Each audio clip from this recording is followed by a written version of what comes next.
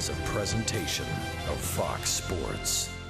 We are Baltimore. We are Ohio. What better way to prepare for the arrival of the defending world champions than to win in a walk-off against the Western Division leaders?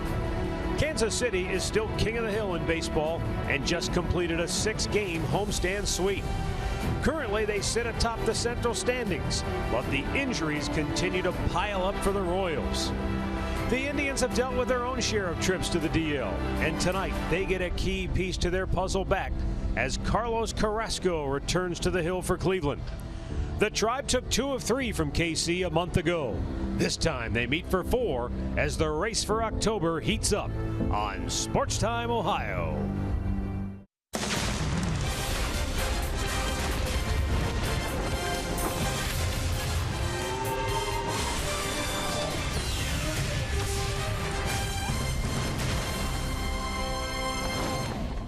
Another gorgeous night in downtown Cleveland, Ohio. Indians, Kansas City Royals. A great matchup over the next 4 nights right here at Progressive Field.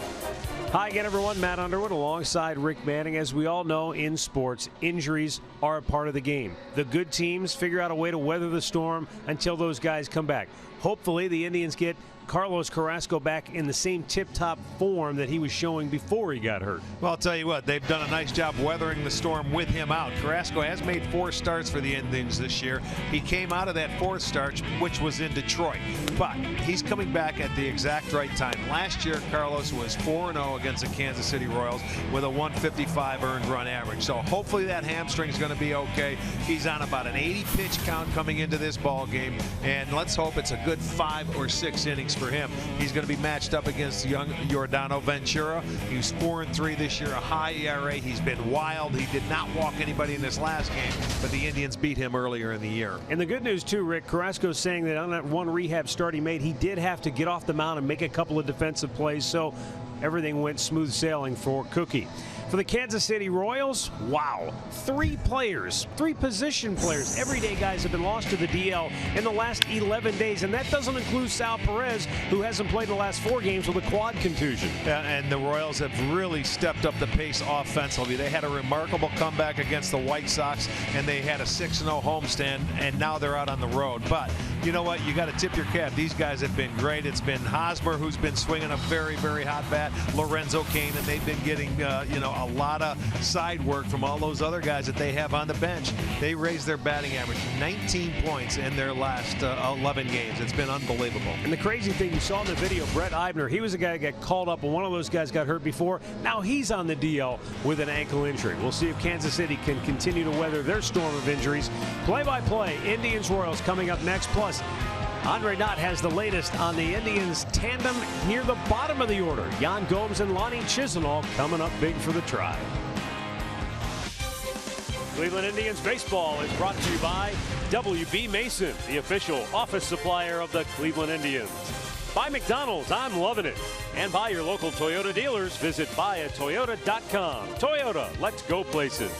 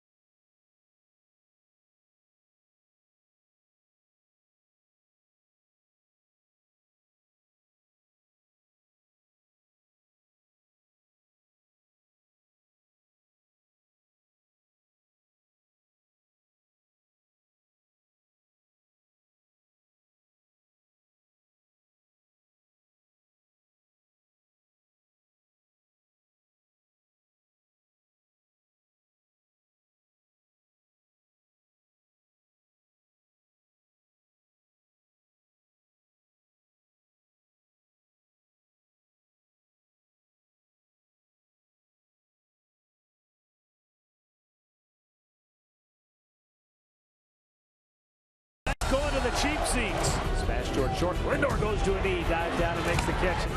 Fair ball. That's going to enable Rajay to come all the way around and score. Ramirez will score the go-ahead run. And he is safe. The Indians win it by 4, the final in 11.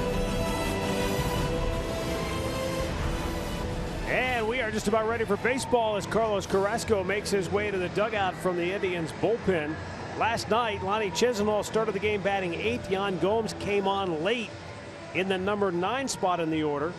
And it was those two positions that put the Indians in position to win the game. Let's go down to Andre Knott with more on Chiz and Yan. Well, Matt, without Marlon Byrd and without Michael Brantley for right now, those two guys you just named are going to have to help carry the offense for the Cleveland Indians. When you look at Lonnie Chisenhall, since May 17th when he returned, he's hitting .326 with 14 hits, 1 home run, and 6 RBI. With Yan Gomes, we all know that he has struggled through the first 2 months of the season, but that RBI and that big hit last night, they hope can propel him. He does lead all American League catchers in RBIs currently. He even told me last night a hit like that hopefully can get him going. Guys, when you look at it, the one thing that stands out about the month of June, last month the Indians were up to 5.1 runs per game. That was better than April when it was 4.8. They're going to have to continue to score runs in the month of June, especially considering they have a couple series against the Royals. Then they go out west. The offense is going to have to match the pitching if this team wants to have a successful June, and it starts right now. Well, I agree. With Gomes, he has 26 RBIs. Even though you're hitting 176, you keep getting the big 2 out base hits. That's going to go a long way. That batting average will come up. Chisenhall, he's been much better, and they need everybody in this lineup, 1 through 9. Lonnie Chisenhall and Yan Gomes both moved up in the batting order for this series opener against Kansas City. We'll get to that when the Indians come to bat in the bottom of the first. Right now, let's look at the Kansas City starting lineup for Ned Yost. Alcides Escobar will lead it off. Then it's Lorenzo Cain, followed by Eric Hosmer. Those guys really swinging the bat well. Cademy Morales batting cleanup. Omar Infante hitting 5th. Raymond Fuentes will bat 6th. Then it's Chesler Cuthbert, Gerard Dyson, and Drew Butera. And tonight's Northern Ohio Honda starting pitcher Carlos Carrasco. Welcome back. It's been April 24th since his last start. That one was in Detroit, and I know he's thrilled to be back. And they said 5 to 6 weeks, and I'll be darned, he's right back out here ready to go. He has had a great year against Kansas City last year. He was 4-0 and a 1.55 ERA in his 4 starts. Let's hope he can come back. He's on about an 80 pitch mark today, depending on situations and how he goes through it. So let's hope he's throwing a lot of strikes, and we'll see how that works out for him and the Indians.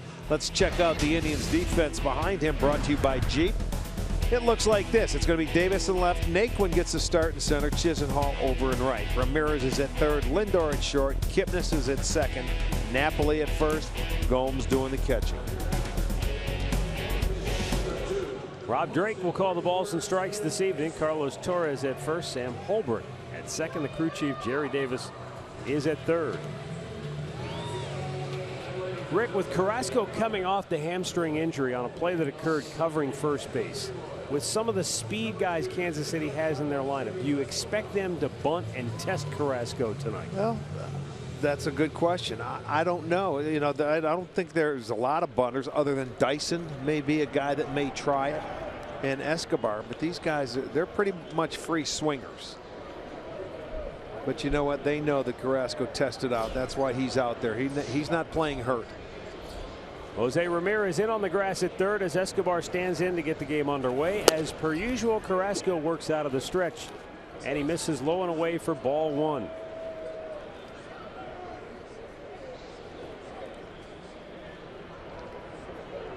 .73 degrees, our game time temperature. Just another terrific night.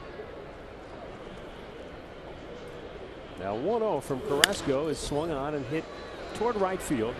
Lonnie Chisenhall near the line and into foul ground, 1 away. Keys to the game brought to you by Wayside Furniture. Location early. That'll be something we'll watch for Carrasco. Anytime you've missed the number of games that he has, you wonder how sharp he will be with the command. And you don't want to trail against this Kansas City bullpen. Right. They are lethal late. That's true. Well, it's a 6-inning game with this team. Their bullpen ranked #1 in the American League, and we know that.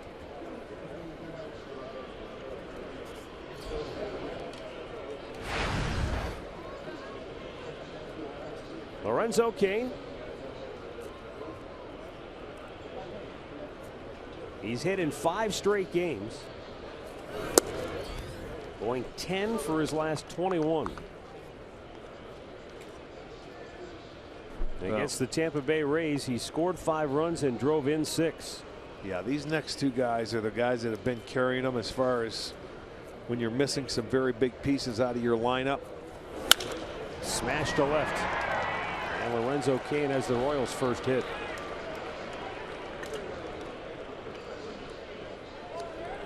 And, when we first faced them, Cain was hitting down in the very low 200s. But boy, since mid-May, he's been unbelievable. So he will start it off. He'll get a base hit. And this guy, Hosmer, is coming off a homestand where he hit over 500.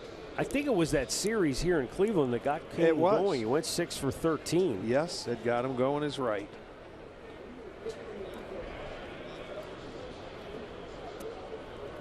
Well, Eric Hosmer.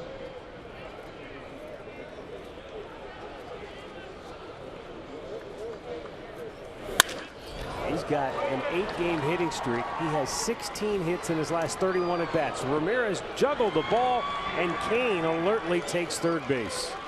Well, this is a Kansas City team that they are aggressive. They search for that first fastball, and they get after it. They're last in the league in walks with 120. They're last in home runs, but they can get the barrel of the bat to the baseball. High fastball that leaked out over the plate.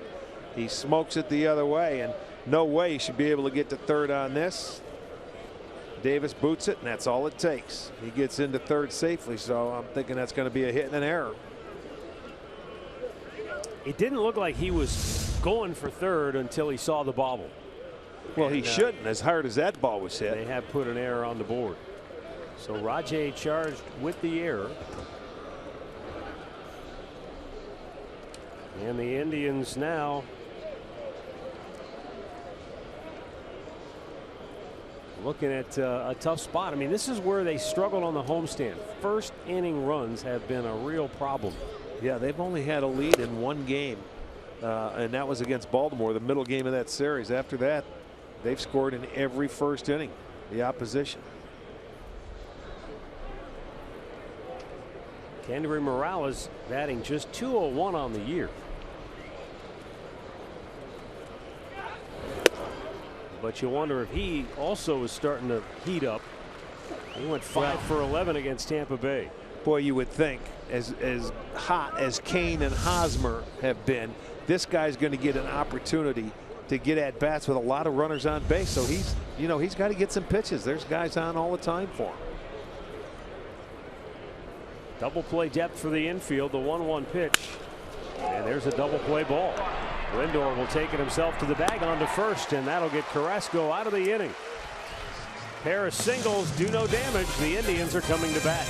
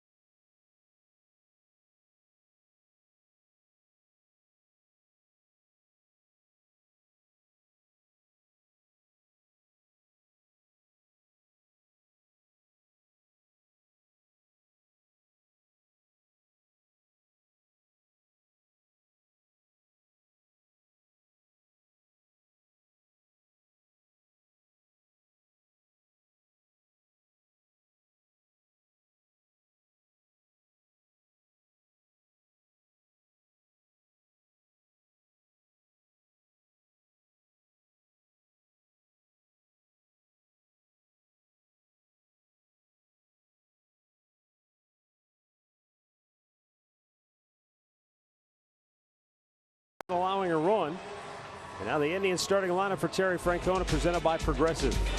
Carlos Santana will lead it off. Jason Kipnis in the 2-hole. Francisco Lindor will bat third. Mike Napoli, Jose Ramirez, and Lonnie Chisenhall in the middle third. Then it's Yan Gomes, Tyler Naquin getting the start in center field, batting eighth, and Rajay Davis will hit ninth. And tonight's Northern Ohio Hyundai starting pitcher for Kansas City is going to be Yordano Ventura, who is 4-3, making his 11th start. 55 2/3 innings. 38 strikeouts, 33 walks. So between his hits, 52 and 33 walks, he's given up a lot of base runners, but he did not walk anybody in his last start, which was the White Sox. First pitch up high, ball one. And he started the game, Matt, where they came back from a 7-1 deficit in the ninth inning. He was the pitcher of record. He got a no decision. Santana pops it up. Hosmer in foul ground. Now it's the catcher Butera who makes the play. One down. The Royals defense graded third in the league. They've made 25 errors. It's going to be Dyson in left, Kane in center, Puentes in right, Cuthbert at third, Escobar at short, Infante is at second, Hosmer at first, Butera behind the plate. Ned Yost has done a phenomenal job as the manager of the world champion Kansas City Royals. Got his team back in first place after that 6-0 homestand. He's got to be scratching his head a little bit, though, over the struggles of Yordano Ventura, who got off to a phenomenal start. The Royals won each of his first 4 starts, but his troubles began on the last day of April in Seattle against the Mariners. In that game, Ventura went 4 innings. He gave up 5 runs on only 3 hits, but he walked 6. The next start was here in Cleveland, and the Indians tagged him for 5 runs on 6 hits in 4 innings of work, and he walked 5 in that ball game. And he really hasn't recovered since. Though, as you pointed out, his last start, he didn't walk anybody, but he still gave up 7 runs on 9 hits in his 7 innings of work. Well, this is a guy whose ERA is up over 5 in the first 3 innings. So one of those starters we talk about, you know, with the first, let's say, 30, 40 pitches. First time through the lineup, hitters have a very good batting average against him, 295.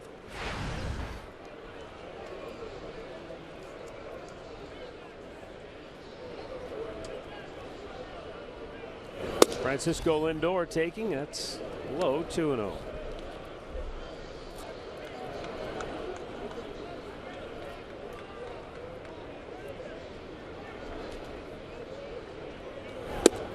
Bullseye, 2 balls and a strike.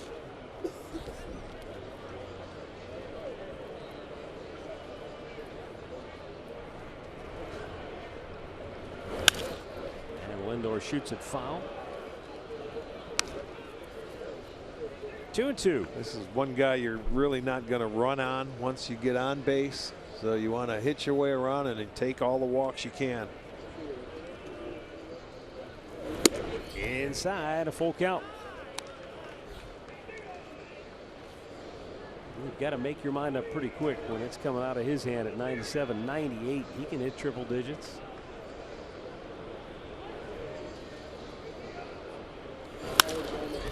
Lindor in the air to center, but Lorenzo Cain covers a lot of acreage. Indians go 1-2-3. No score after 1.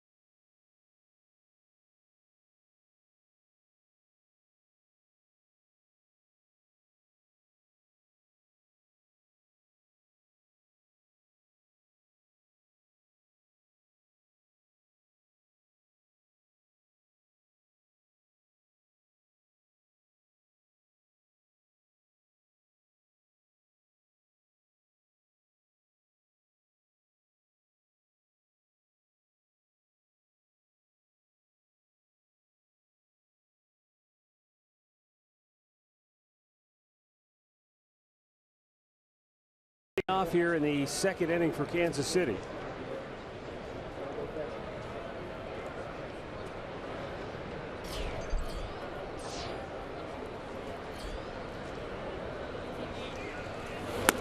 Swing and a miss.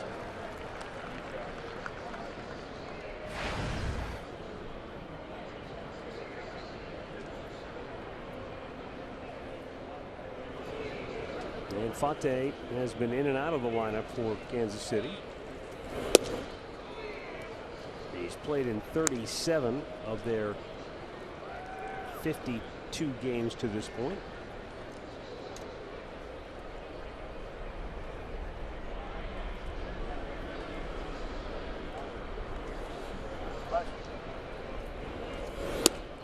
The Royals' recent turnaround really began on May the 13th. They went home after a road trip that took them from Cleveland to New York to face the Yankees. They went home and won 2 out of 3 from the Braves. Then they took 2 out of 3 from Boston, 2 out of 3 from the White Sox, 2 out of 3 from the Twins. They swept Chicago in a rain-shortened series and swept Tampa Bay. That's exactly what you're supposed to do. Try to win every series, and they've won their last 6, and that's where you make your headway, right there. You know, you don't worry about it. You don't, and you go game to game. If you lose the first one of a 3-game set, you win the next 2, and if you can win the first one, you split the next 2, and you're in good shape. Ground ball right to the shortstop, Lindor. And he'll throw out Infante, 1 away. Injury report brought to you by the attorneys at Elk & Elk. Kansas City missing Mike Moustakas, who had ACL surgery to repair a torn knee ligament today. Alex Gordon will begin throwing very soon. They expect that they'll have him back maybe in the next few weeks. And Salvador Perez might be able to pinch hit before this series is over, and they're hoping to have him back in the lineup maybe in less than a week. Line drive single to center for Ray Fuentes, who's getting some action with all the injuries. Put a good swing on a low fastball. Had a little too much of the plate, but you know what? You get up there, young kid's going to get a fastball. He shows he can hit it down there. 3rd hit now for the Royals.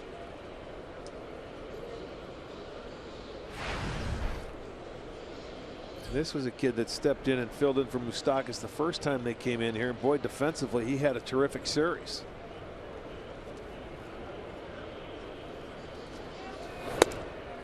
And a first pitch strike to Chesler Cuthbert.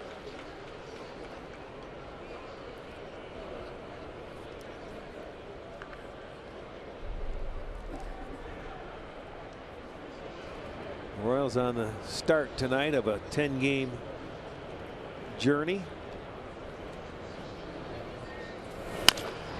Shot towards third, but foul. They're in the midst of playing 20 out of 27 against the AL Central. From here, they'll go to Baltimore, play 3 games, and then they go to Chicago, and then come back, and then they play the Indians, and they play I think the White Sox again, and then the Tigers. So they're back into the Central, and their record very good in the Central Division.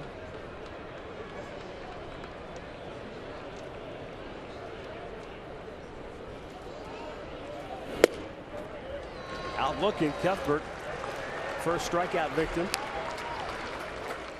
for Carlos Carrasco, and there are 2 down here in the second. Well, let's take a look at that pitch. That's a slider. It's not like the typical one we see Carrasco throw. It started at the hitter and it just came straight down. Normally he's got a great tilt to his, but I'm sure it's going to take a little while to get a feel for it. But it still worked beautifully. Gerard Dyson with 1 on and 2 out here in the second inning.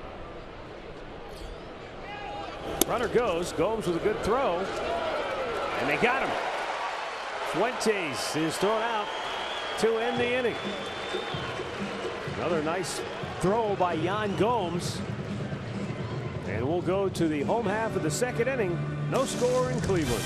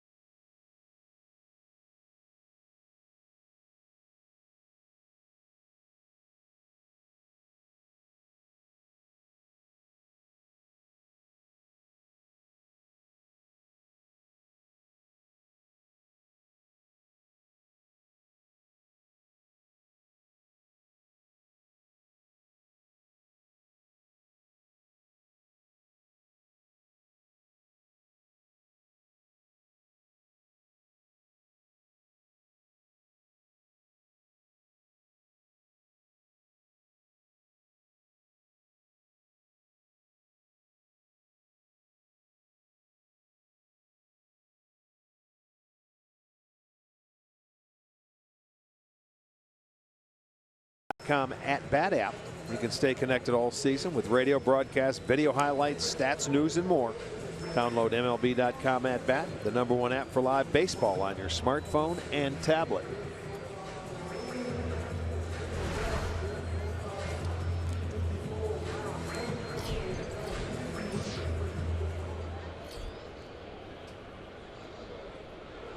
Mike Napoli leading off here in the bottom of the second inning. And he takes a fastball at 97 miles an hour for a strike.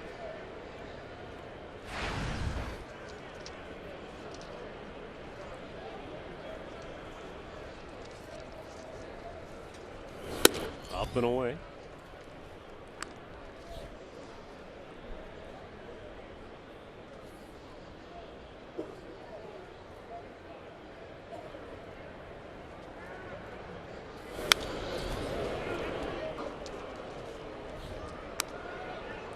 Ventura away from his ballpark, just 1-3 this year with an ERA of over 5. Napoli doing a nice job hitting the long ball here. 8 homers at home. He likes it. And there's a line drive single to left field. And the Indians had their leadoff man aboard here in the second inning.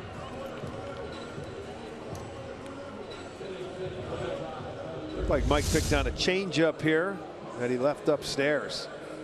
That was middle of the plate, and he did with it what you're supposed to do. Hit it hard and got a base hit. First hit for the Indians tonight. And up comes Jose Ramirez.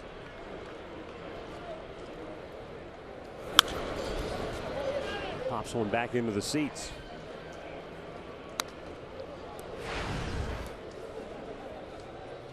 Ramirez has been one of the real consistent offensive performers for the Indians. Well, just from a day in and day out standpoint, he's hitting 3 straight games, 5 out of his last 11.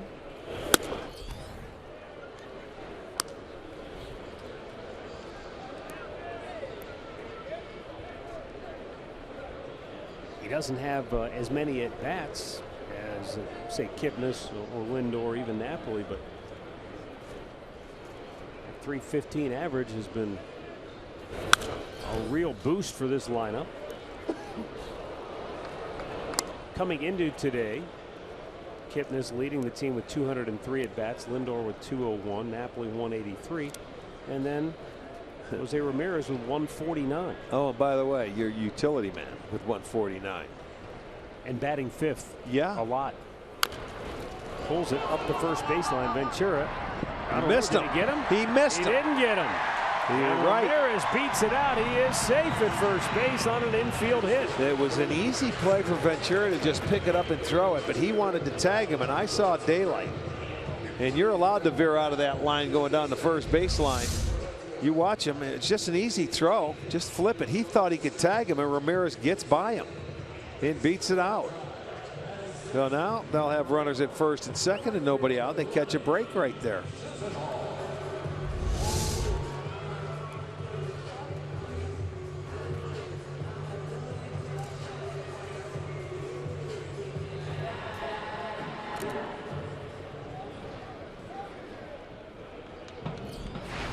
And Lonnie Chisenhall will be the batter. Lonnie, you look at where he's at right now. He's picked up hits in 3 straight games, going 5 for 10.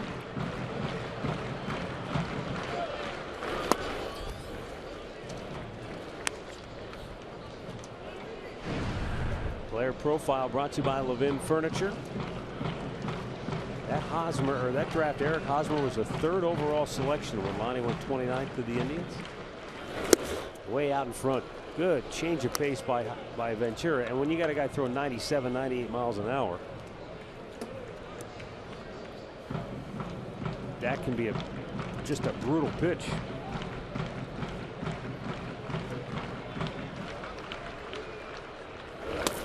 Downstairs. Well, we remember when he made his major league debut, his first start against the Indians. This guy, we said, oh boy, he's going to be around a long time. His birthday is tomorrow. He'll be 25. But boy, what a great arm he has. You just can't teach that. No, I mean, free and easy. And he's got a changeup and he's got a nice breaking ball. We figured, boy, we're going to see him for a long time, and we will. The 2-1. And Lonnie Chisenhall with a base hit into right field. Napoli coming around third. He'll be waved home. Fuentes throw, not in time, and down to second alertly. Lonnie Chisenhall into scoring position. The Indians strike first and lead it 1-0 on the 10th run batted into the year for Lonnie Chisenhall. Well, that's let's check our AT&T high-speed replay. A base hit to right field. That's a ball I might have went to third base on. It wasn't hit all that hard. If I'm the defender in right, I might have went because Ramirez wasn't going to go. He just continued. But the throw comes home and really no chance to get Napoli. And both runners move up with nobody out. That's a big play right there. I honestly thought when Fuentes picked up the ball that's where he was lining himself up to throw. Too. I was surprised when I saw it coming toward home plate. The reason why I say it wasn't hit that hard for Napoli, you figure he's going to score, but you can keep a double play in order, and he didn't do it. Yan Gomes swinging at the first pitch, but fouled back into the seats. Well, 3 straight hits for the Indians to open this second inning. Well, and that one Ramirez hit, that looks pretty good now, where he had a chance to get it out. He couldn't do it. He tried to tag instead of make a throw. Tied him up. It's 0-2. Well, within the American League Central Division, the Indians have done well with runners in scoring position. The .321 average coming into tonight. And now Gomes trying to at least get that run home from third. He's been good in these clutch situations. But Ventura just locked him up with a breaking ball. Well, he's capable of doing that. 3 pitches and Gomes sits down. His first strikeout. It's the breaking ball and a dandy right on the outside edge. See you later. And it's unfortunate, but still have an opportunity now to get another one in with just 1 out. Ned Yost going to keep that infield back. So a ground ball up the middle, man, will get you a run. Tyler Naquin. I mean, you have Hosmer that's even with the bag at first. He'll come home if it's hit to him. But other than that, you can get an RBI. And he crowded him with a fastball at 96 for strike 1.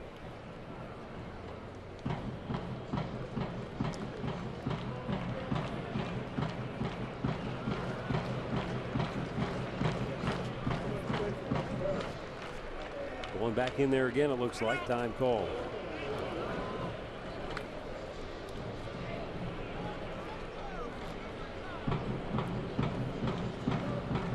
Tribe on the board with a run, but looking for more with second and third and only one out.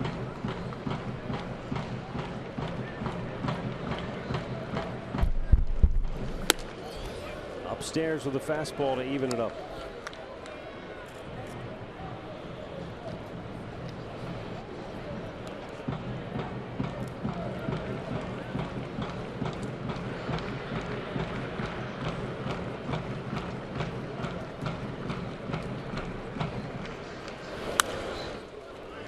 Fouls it back, 1-2.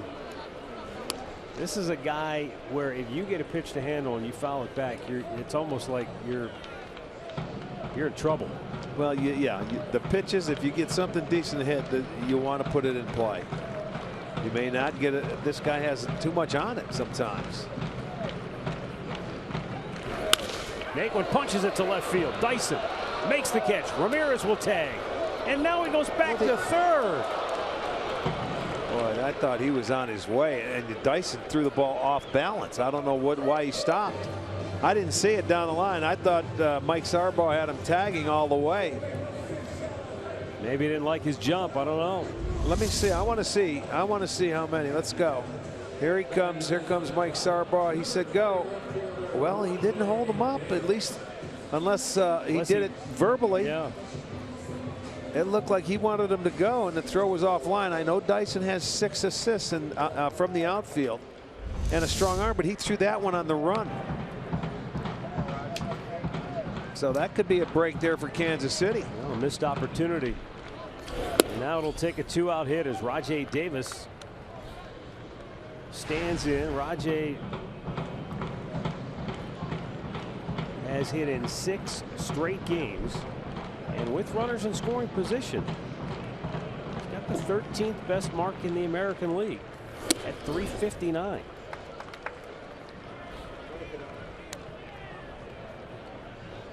He's got the count in his favor, 2-0. Yeah, but it's tough to bank on 2-out base hits off a guy like this. That's why I figure they would send him there with 1 out. Try and get him to score. I'd be curious to see if he held him up. Oh, nice stop by Butera. That ball's coming in there at the velocity he throws at 97 miles an hour. You've got one chance to knock it down. Yeah, he was right there in front of it. Yeah. Kept it right in front of him.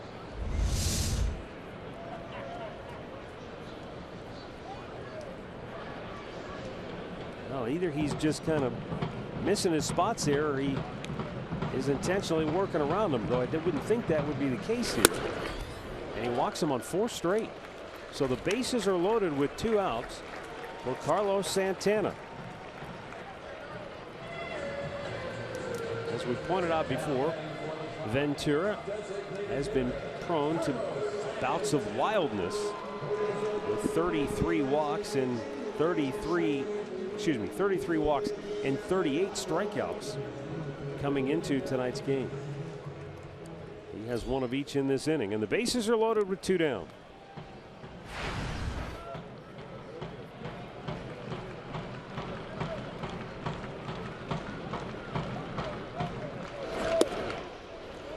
And he starts him out with a big curveball for strike 1. Yeah, nothing you can do there. You take it as a hitter.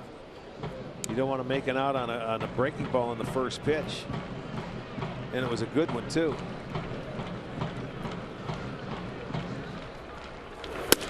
Upstairs, and the count 1-1.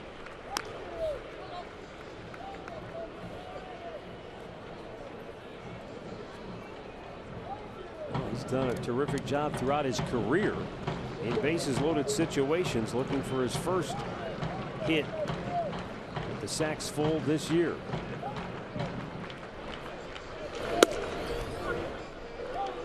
And now the count in his favor at 2-1. And it's been a long inning now for Yordano Ventura. Yeah, well, I said the first 3 innings, that's when you have to get them. First time through the lineup, they were 3 for 8. And that's better than the average. Normally it's a 292 average.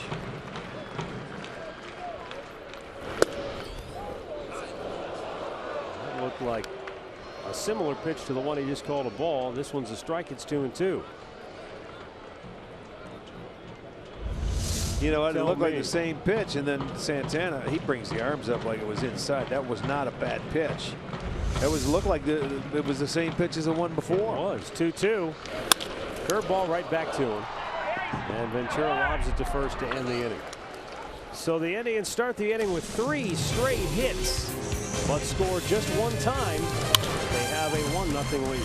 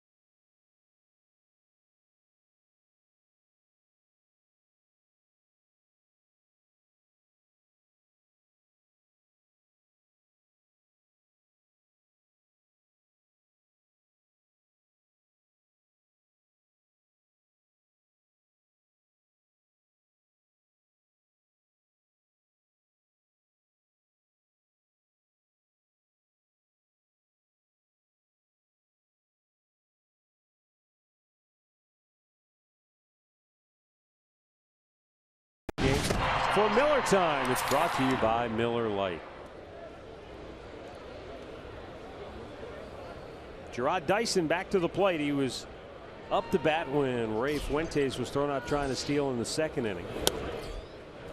And he takes low ball 1.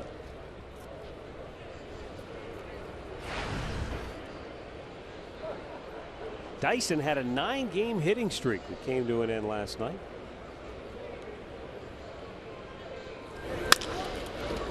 Up the middle is going to be a tough play, and it's through. Yeah, I was going to say this guy's job is to get on base and create havoc, and he can do that when he gets on base. Now nobody out. He has great speed. He stole his 10th base last night, and this one gets through the infield. And when you asked me at the start of the game, will anybody try and bunt or maybe do something on Carrasco? If anybody does, it would be Dyson because of his speed. Drew Butera, the number 9 hitter, and filling in for the injured Salvador Perez to the plate.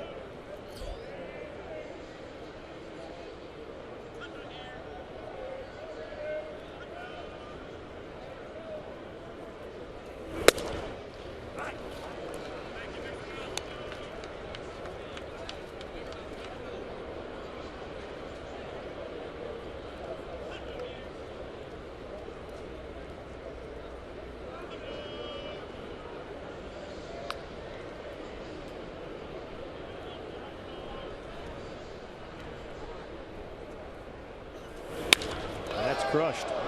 Butera sends one deep and out of the home run porch, and the Royals will take the lead 2-1 on the first home run of the year for Butera. Well, he did the slide step with Dyson on first base, but the location of that pitch was not where Carrasco wanted it. And Butera, he hammered it to left field. So right back comes Kansas City. You can see Carlos shaking his head. See where the location is. Boom, that leaked on the inside part of the plate, and he smoked it. So it's a 2-1 game. They answer quickly. It's only the 45th home run hit by the Royals, and I told you they were ranked last in the league, and it's the 5th home run given up this year by Carlos Carrasco.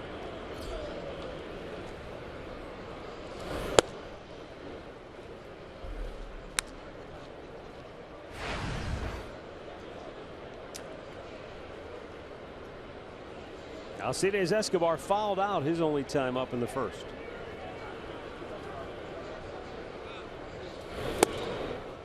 Carrasco, good off-speed pitch.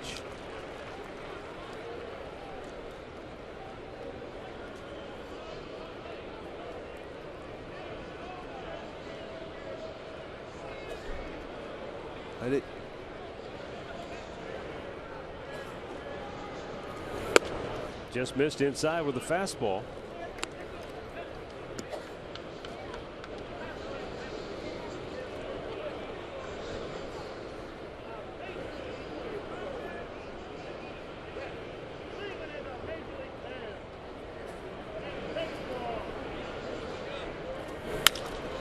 And a liner towards center field. Naquin got a good jump.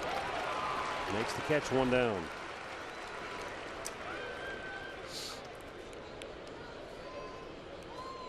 Let's go down to Andre for more on the Royals. Well, Lorenzo Cain has been one of the hottest hitters in baseball over the last 10 days. And Ned Yost said with all the injuries that they had, he's been exactly what this team has ordered. He's now 11 for his last 22 guys. Last night he had 3 hits, 2 runs scored. And one thing Terry Francona has said to me multiple times, he thinks Lorenzo Cain going to back-to-back World Series has given him the confidence to believe that he's one of the best players in baseball, and he's playing against like it right now.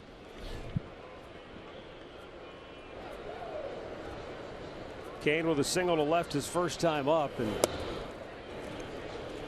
he's a guy who, even though he got a late start in life playing baseball, he plays with a kind of confidence now that you can just tell he expects to get hits. He expects to succeed. Well, the talent is there. You watch him in the outfield, he can run them down with the best of them. You know, he's hitting in that number 2 spot. Last year he was hitting number 3 for a while, but he got hot right when he came here.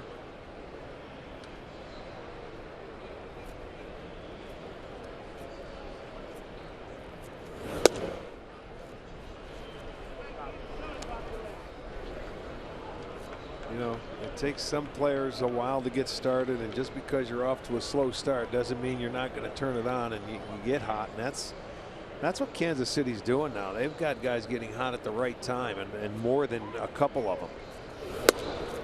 Guys that are supposed to do it, like Cain and Hosmer.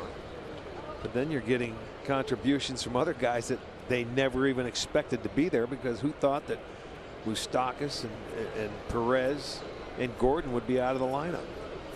3-1 pitch. Strike 2 and a full count.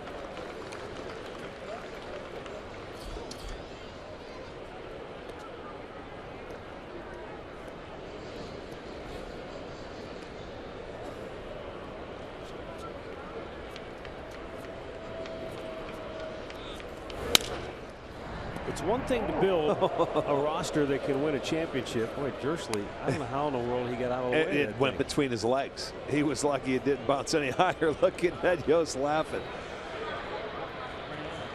He got caught in between. He didn't go left or right, and I think the ball went right between his legs.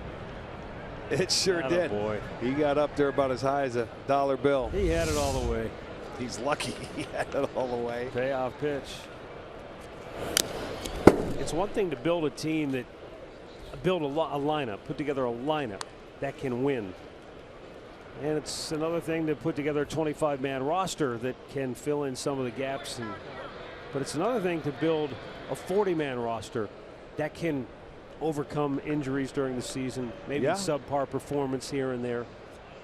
I mean, that's how ultimately you win the World Championship, because it's almost impossible to expect a 25-man roster to be there all season long. Nice pitch by Carrasco on the breaking ball, and you're absolutely right, because this is going to be our Circle K strikeout of the slider away.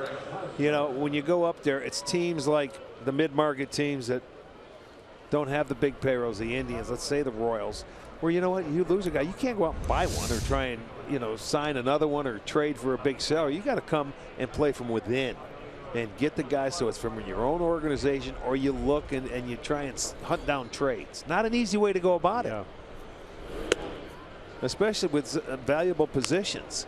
You have to have something from within and a belief in that organization. And Kansas City, to this point now, they have done that. Now it depends on how long they have to weather this storm for. But right now they're doing a good job. I think the Indians have done a nice job, all things considered. Think about it. With Michael Brantley out basically all year. Carrasco, he made 4 starts, and the Indians are 4-0 in his first 4 starts. They've weathered the storm. They're in very good position. As we go to the bottom of the 3rd, Drew Butera has the Royals on top thanks to his 2-run homer.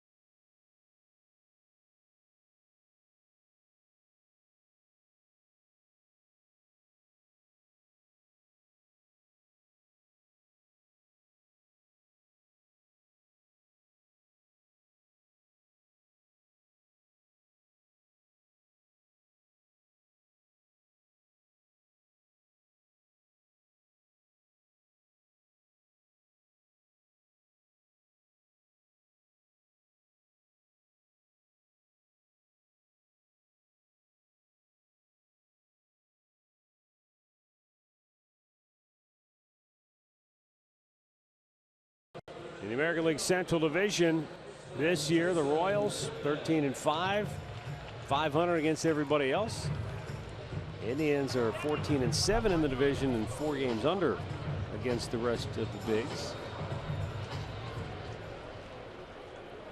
Still a lot of baseball to be played, but the Indians 2.5 back of the Royals, half game behind Chicago, who has snuck into 2nd place for the moment.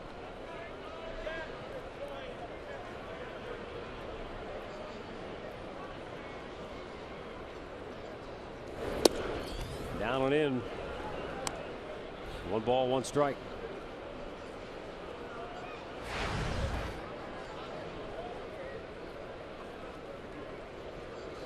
Oh, big curveball.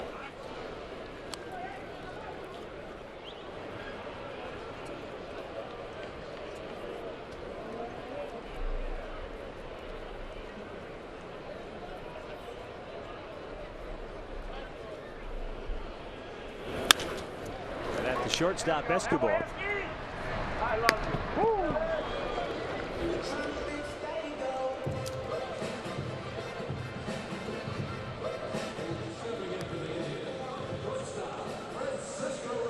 Gonna bring up Francisco Lindor, who fly to center his only time up.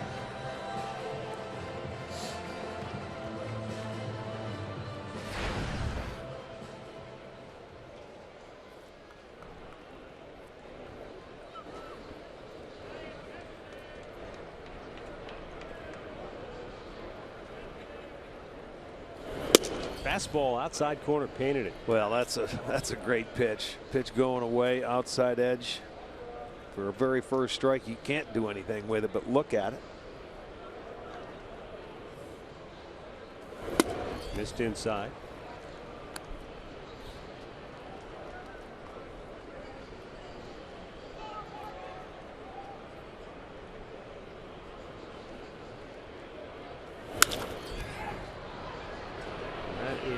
Over near the stands. It will get out of play.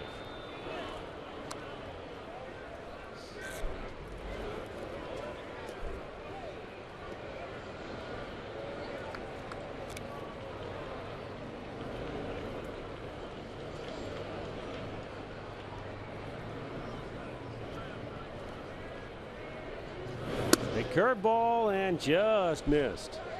You could see everybody kind of waiting. A little high.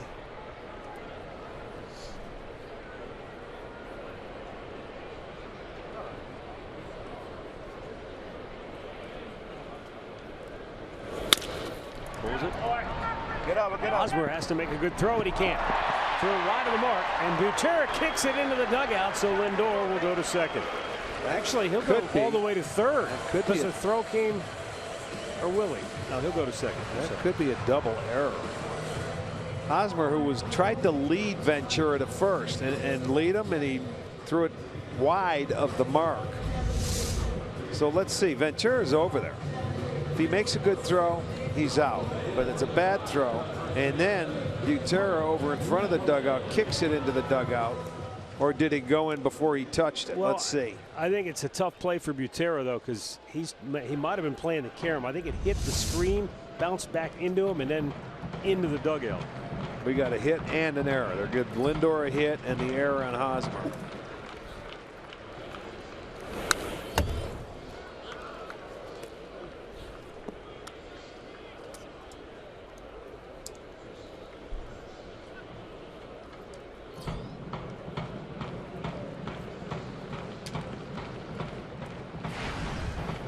Rare error for the Gold Glover at first.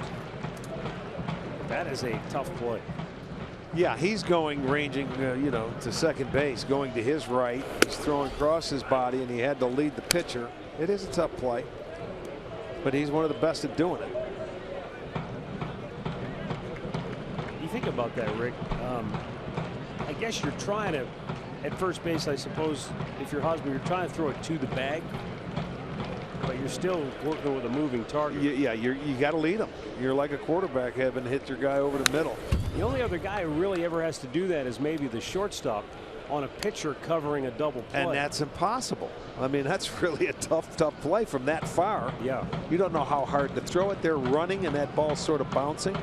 So it's a very difficult play for any defender that you have to lead. It's like a catcher when a guy's stealing third base when the third baseman's off the base. Yeah.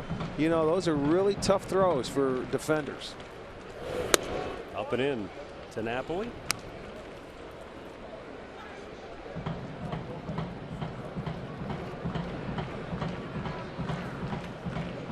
Well, Knapp had a hit and hit a high changeup in his first at bat.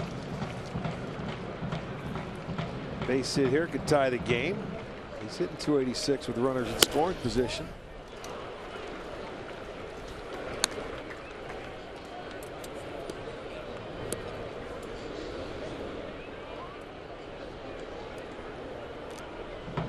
Indians struggled in that series with Texas getting a base hit with runners in scoring position, but they ended on a positive note.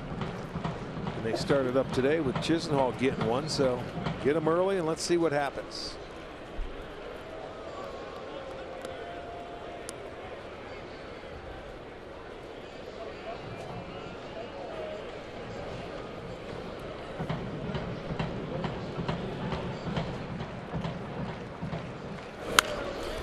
Play right side, headed to the upper tank.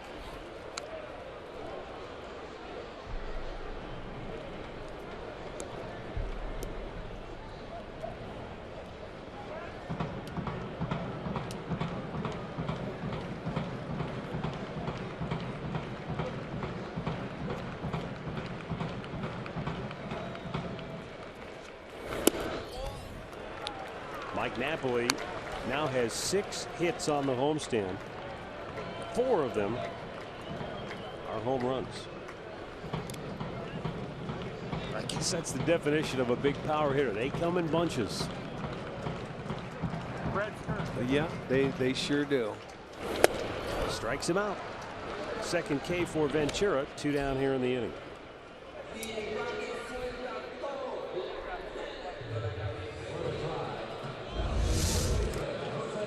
Comes back with just a fastball right there. It's down. It had some movement to it. He swings over the top. He likes that fastball down and in. We've witnessed that on those 4 homers you're talking about in this homestand. Now Jose Ramirez, who had an infield single, his only time up in the second. And that was Ventura not making the throw to first base. He tried to tag him and missed it. Now you see right there with Ventura with 2 outs, you should really, I think, concentrate on the hitter. That move makes no sense. Well, Lindor's not going anywhere, and your fielders, there's 2 outs, they're back. They're not going to go to the base. So I don't know why you do it.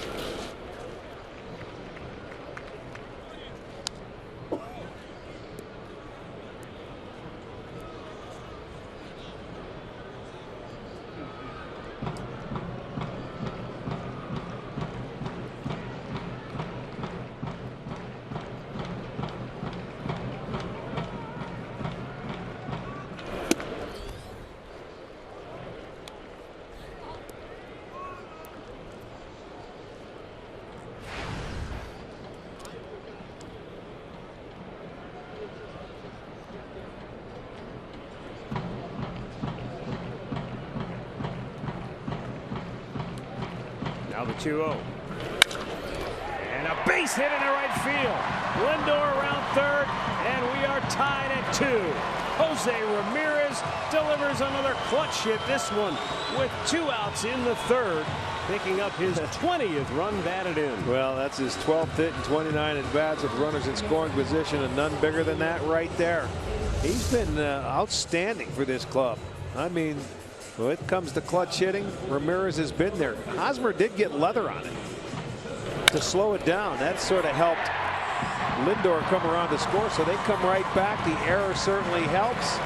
The Indians tie it back up.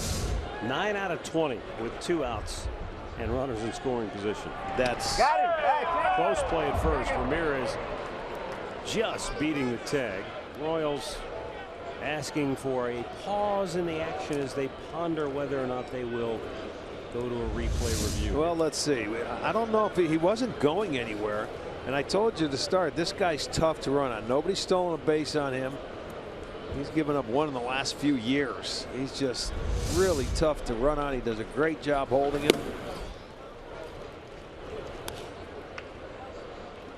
Well, the Royals and the Indians have been running a lot. I mean, since May 13th, the Indians have stolen 16 out of 17. The Royals 15 out of 17. Only the Pirates and Brewers have stolen more in all of baseball over that time span.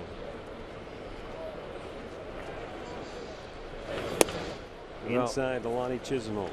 When you talk about Ventura on the mound and trying to run on him, there have been just 3 steals in 8 attempts over his career, which covers 417 in the 3rd innings. So you're telling me there's a chance? There's a slight chance. Yes, there's always a chance. And I almost picked off Goldie, our Andre's counterpart from Kansas City. You okay down there, Goldie? Apparently appears to be all right. He's talking, he's doing his report. Andre would have caught it and had the ball. He would have been signing it and giving it to a fan. Now the 2-1 runner goes, and Lonnie fouls it out of play. I think he had that stolen. Well, he had a good jump.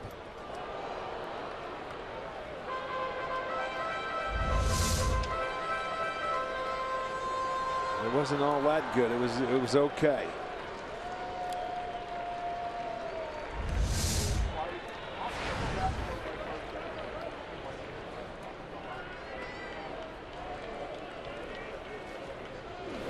Upstairs, full count.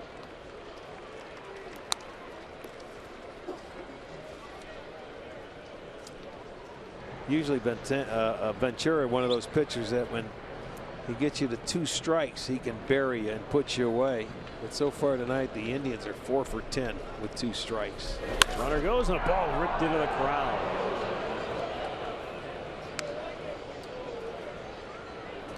Wheeler. Lonnie 6 hits in his last 11 at-bats.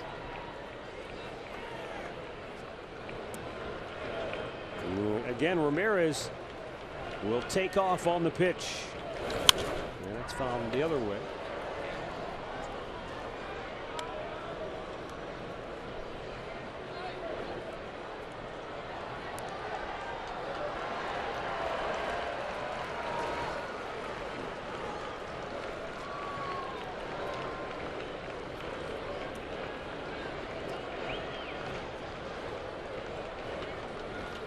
Ventura deals, and Lonnie smashes it, but foul deep into the corner. Look out, that one's headed for the fire pit. Might have ended up in Jensen's lap down there on our set. Well, they're throwing him inside, and he's getting to it. There was a ball that almost hit him in the belt buckle, and he was able to turn on it. So, boy, if you keep going in there, that tells me you got to go soft away or something to take some of the sting out of the bat. Because he's getting it up there as good as you can. Well, I like the fact that Lonnie's getting it out and getting after it. He's not feeling for the ball. No, he is not. Here's the 3-2. Slow hook. It's high. Ball 4.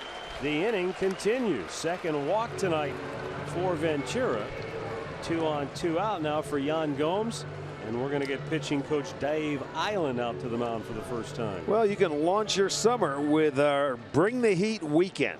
Tomorrow, you can enjoy dollar dogs, $2 Miller Lite cans, fireworks, and Subway sunglasses. And on Saturday, 12,000 fans will get a 1976 throwback jersey.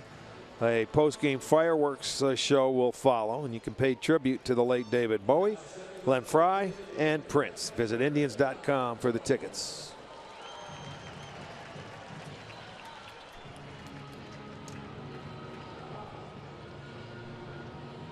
Two on, 2 out. Yan Gomes to the plate, out on strikes his first time up.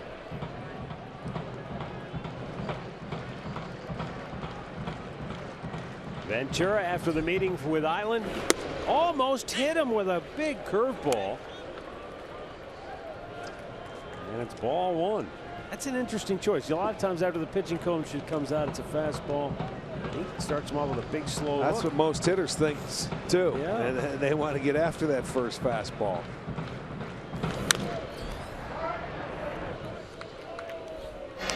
Our great clip of the game from last night. Yan Gomes with a bouncer through the middle of the infield. Waiting Lonnie Chisenhall with the game-winning run as the Indians walked it off against Texas to take the series finale.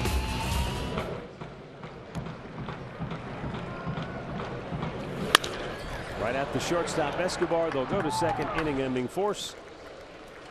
Jose Ramirez is 2 for 2, and his RBI single with 2 out here in the third has tied the game at 2.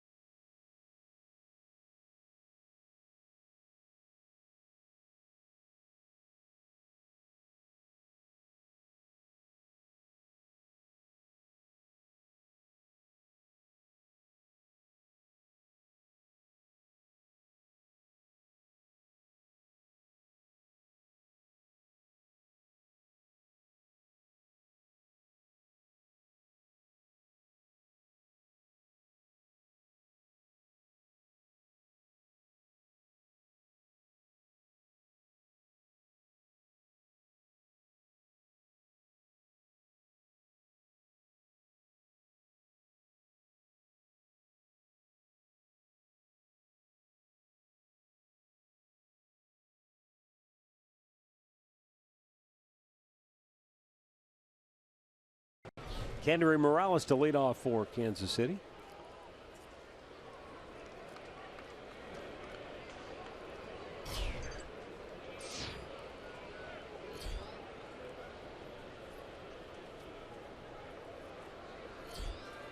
Morales takes a breaking ball for a strike over the outside corner.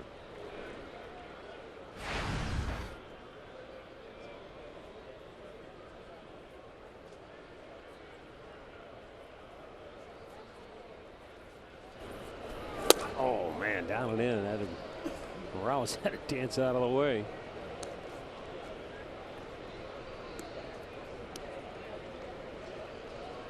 Well, this is a guy that loves that ball down and in. He'll swing at pitches down and in off the plate. He likes it down there. With the shift on Napoli. He'll have a long underhanded flip, but it's right on the money.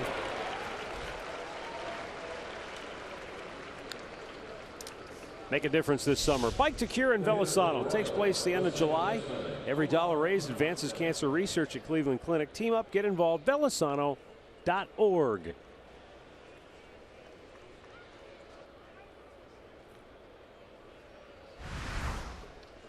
Omar Infante grounded out his only time up.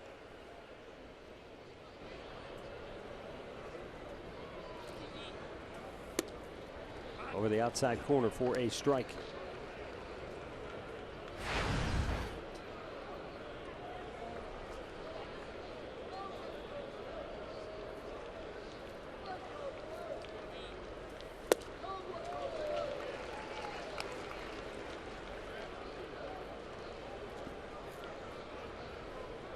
He's just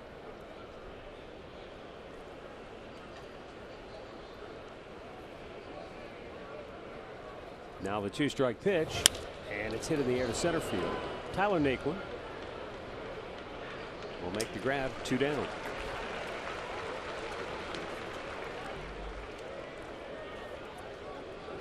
Now batting for the Royals, number 34, Raymond Fuentes. And Raymond Fuentes to the plate. He had a base hit in the second inning. Well, Carrasco doing something that you wanted to see him do before this game started. He has 8 outs on 3 pitches or less. And when you're on a pitch count like he is, that's very important. Oh, Kipnis went to the backhand to try to pick it, but unable to come up with it. Second straight time this kid has hit a ball. This one was a P. That one was smoke. That is, if you catch that one, that's a shocker. And then again, it was about the same spot as his first one. It was down. It was a fastball. And I mean, he dropped the head on him both times. He's 2 for 2 now. So a 2-out single for Fuentes. Fuentes made the Royals out of spring training, but he was just 5 for 21 in 6 games before he went back once Gerard Dyson came off the DL. But certainly does not look overmatched. Chesler Cuthbert takes down an in ball 1, struck out his first time up.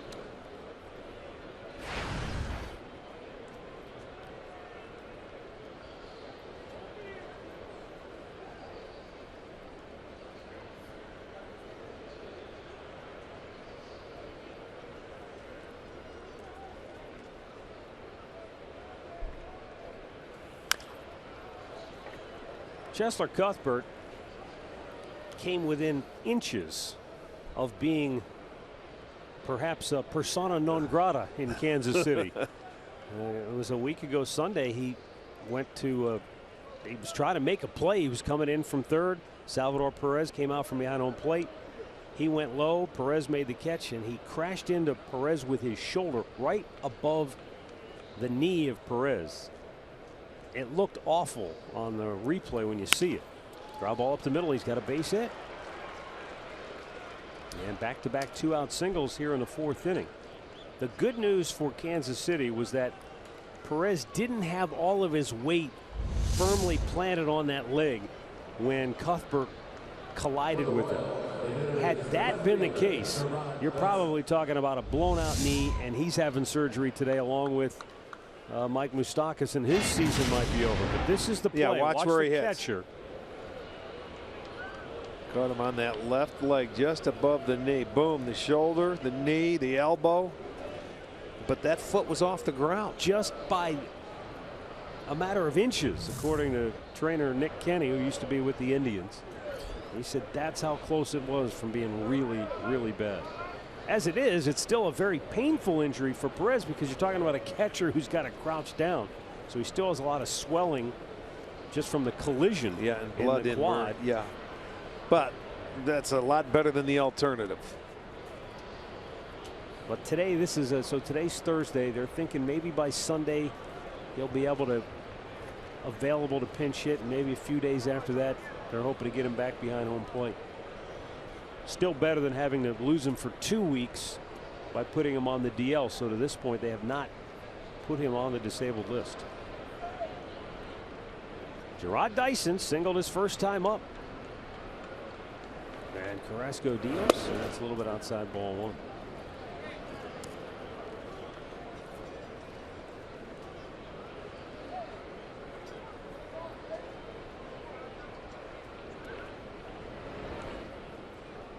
Are you seeing any signs of rust from Carrasco, or is this just a pretty hot Royals hitting team right now? No, they're swinging the bat well. I don't see any rust. Carlos going out there, he's been fine. He's getting outs on 3 pitches or less. Now this is a jam that he's going to have to work his way out of. He had 2 outs, nobody on. You get back-to-back singles, and now he's falling behind the count 2-0. He had retired 5 in a row before the back-to-back singles. You know, this is a team that loves to swing the bat early in the count. You know, so you got to be careful. You got to make quality pitches. You just can't throw it down the middle because they'll hurt you. They may not hit homers, but they can hit line drives. He's 1 pitch away from loading the bases now, after it looked like he was going to breeze his way through this 4th inning. Well, he can come back and get him.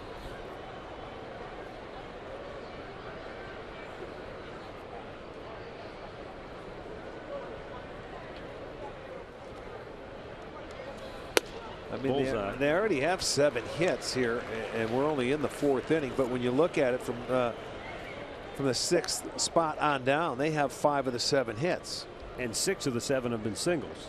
Yeah, the big 2-run homers would hurt. 6 out of the 7 hits have come on the 1st or 2nd pitch.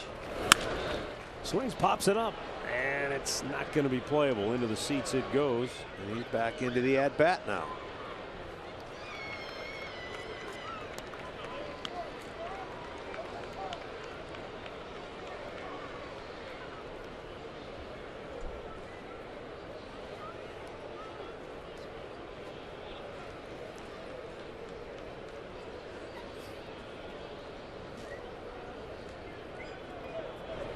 Carlos Carrasco.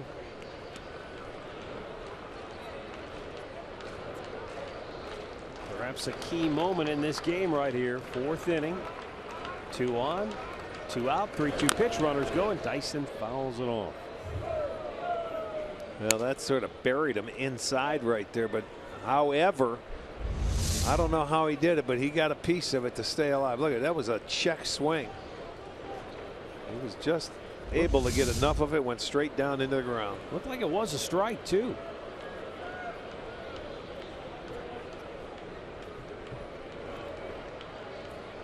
On that last pitch, the runner at first, Cuthbert, was a little late to get going.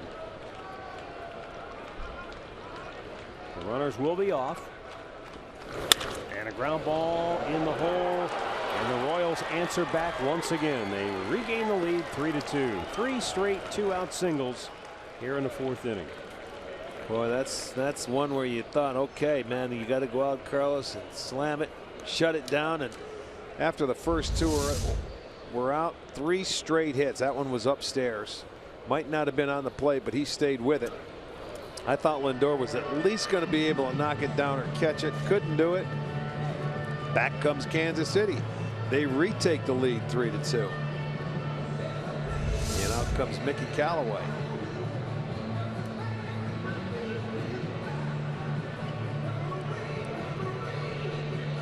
Well, he's got Drew Butera, who took him deep his last time up.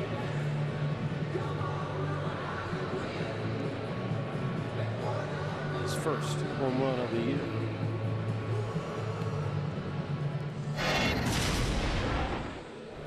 Watch the fastball leak back to the inside part of the plate. They wanted it away. It comes back on the inside 3rd. Now batting for him.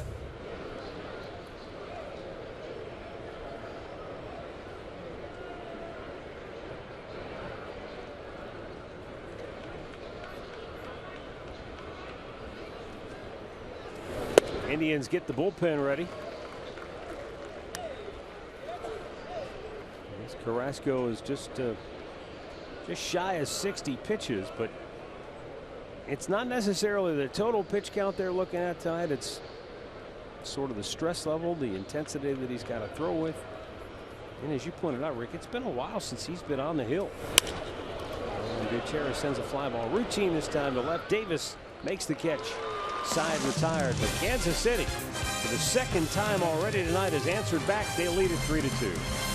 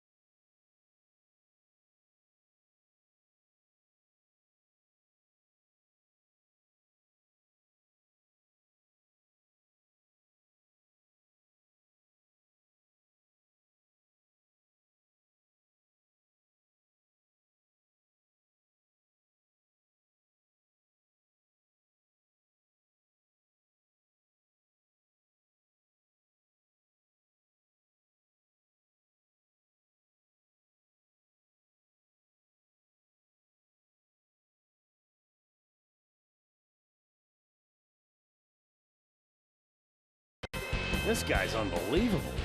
First player to homer in the first and second innings of back-to-back games. Ever. Well, that's hard to believe. I mean, if you could pick anybody in the whole wide world, it wouldn't be Mookie Betts. But he did it the last couple of nights. And now Murph says that through 5 innings, Ubaldo Jimenez has one-hit the Red Sox. Go figure. Wow, what a difference, huh? His last start came here, and it was, yes, it was. There were talks that they wanted to get rid of him, but whatever they did. Tyler Naquin leading off for Cleveland here in the 4th. Naquin fly to left, his only time up on what looked like it was going to be a sac fly. For Jose Ramirez inexplicably took off from third, stopped, and then went back to the bag. And they ended up not scoring in that inning, other than the RBI hit by Chisnall. But that the play by Naquin came later in the inning, would have given them 2 runs in that second inning. Well, I'm thinking Mike Sarbaugh down there just had to verbally tell him to stop. You would have thought. Because I'll tell you what, Dyson has a good arm. I said he has 6 assists. He's normally a right fielder. So he's got a right fielder's arm that's playing left field, and it wasn't hit that deep. So, you know, they have their scouting reports, and he's down on the field. We're sitting high above. 3-1 pitch. And called a strike, full count.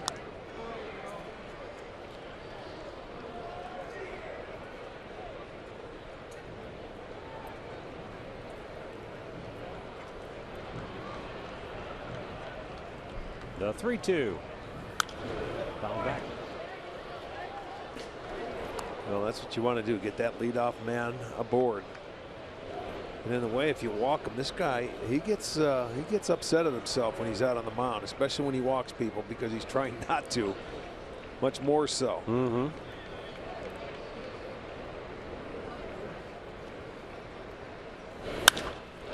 Naquin sends a high fly ball to center field. Back goes Lorenzo Cain.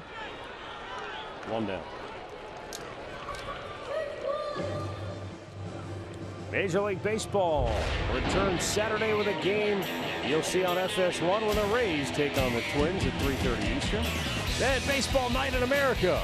Indians Royals at 7 on your local Fox station, or you can watch it live on Fox Sports Go. Rajai Davis walked his only time up. And he tries center field. Kane racing back, and he makes the catch. My goodness, he can make it look easy. Yes, he does. He's got those long strides. And I mean to tell you, I didn't think he was going to get there. And Dyson's over there joking with him, but this ball hitting the gap. Look where he started. He started on the right field side and runs it down with plenty to spare. Look at, he took a peek at the wall, still in full stride, realized he had room to catch it. I'll tell you what, it's a treat to watch someone run him down like that on a daily basis. They're used to it.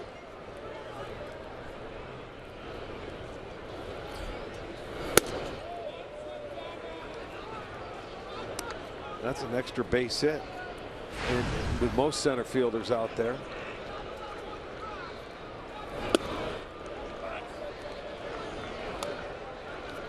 They have some very good center fielders in this game. Now the 1-1. High pop up, shallow right. In comes Fuentes. Indians go 1-2-3. 3-2 Kansas City as we go to the 5th.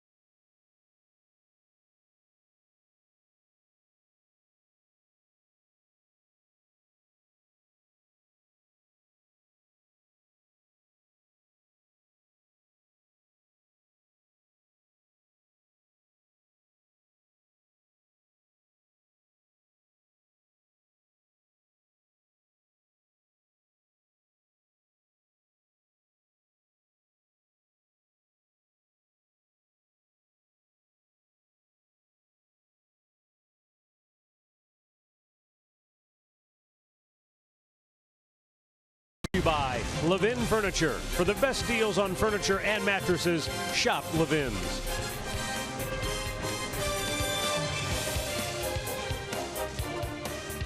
Well, we move on now to the 5th inning. It's a 3-2 Kansas City lead. Carlos Carrasco, approaching 60 pitches for the night, will face the top of the order. Escobar, Kane, and Hosmer. Yeah, the first time through the lineup, Carlos just 22 pitches. Second time through 35. But he had to work hard. He had the first 2 outs and really short number of pitches. Had a chance to get through it and couldn't do it before he could close it out.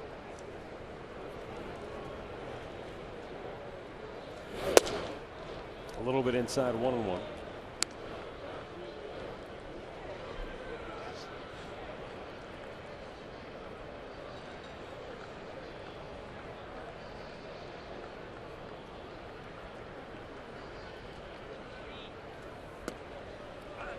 Big off speed pitch, and it breaks over the corner for a strike.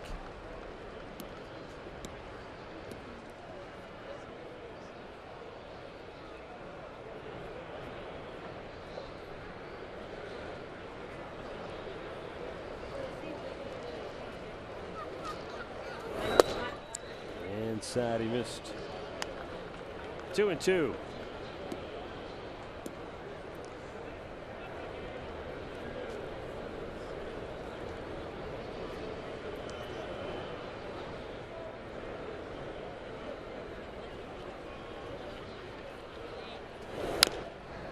Pulls that foul. So Escobar putting up a good at bat here.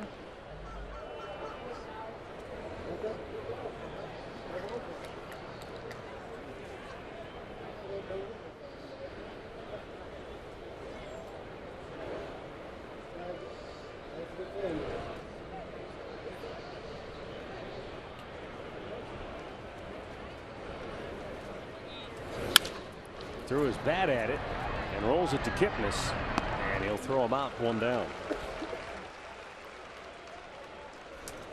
Well, you can enjoy Sugardale Dollar Dogs post-game fireworks presented by Wayside Furniture tomorrow night as this series continues with the World Champs. Plus, fans 21 and over can enjoy $2 Miller Lite in the right field district from 5 to 7, and 10,000 fans will get sunglasses courtesy of Subway.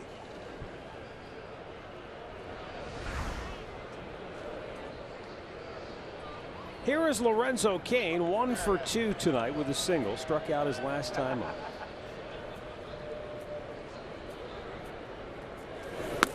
Since the 1st of May.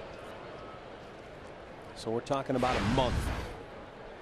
Lorenzo Cain on the road, in road games, has the 4th highest OPS of any player in baseball. Robinson Cano, Kyle Seager, both of the Mariners, ironically.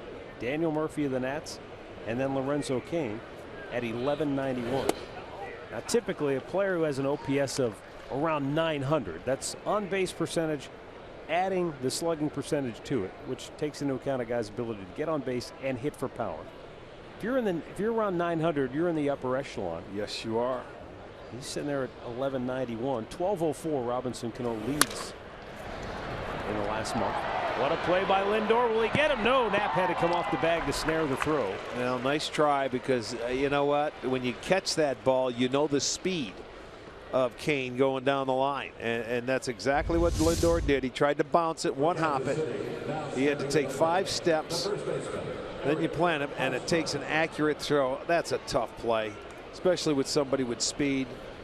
Just getting to the ball is one thing. Getting rid of it's another. But you can see he expects to make that play. That's how good he is. But it's an infield hit. Cain 2 for 3 now. When you're going good, you're going good. And here's Eric Hosmer. Snap throw over. Cain back standing.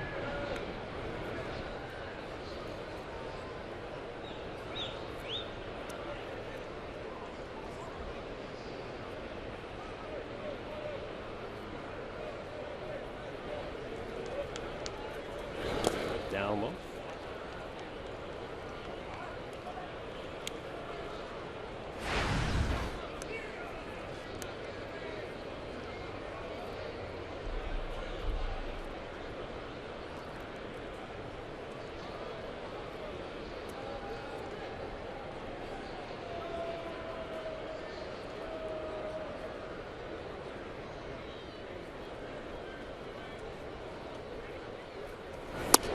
Did he go? He checked, and third base umpire Jerry Davis said he did not go around.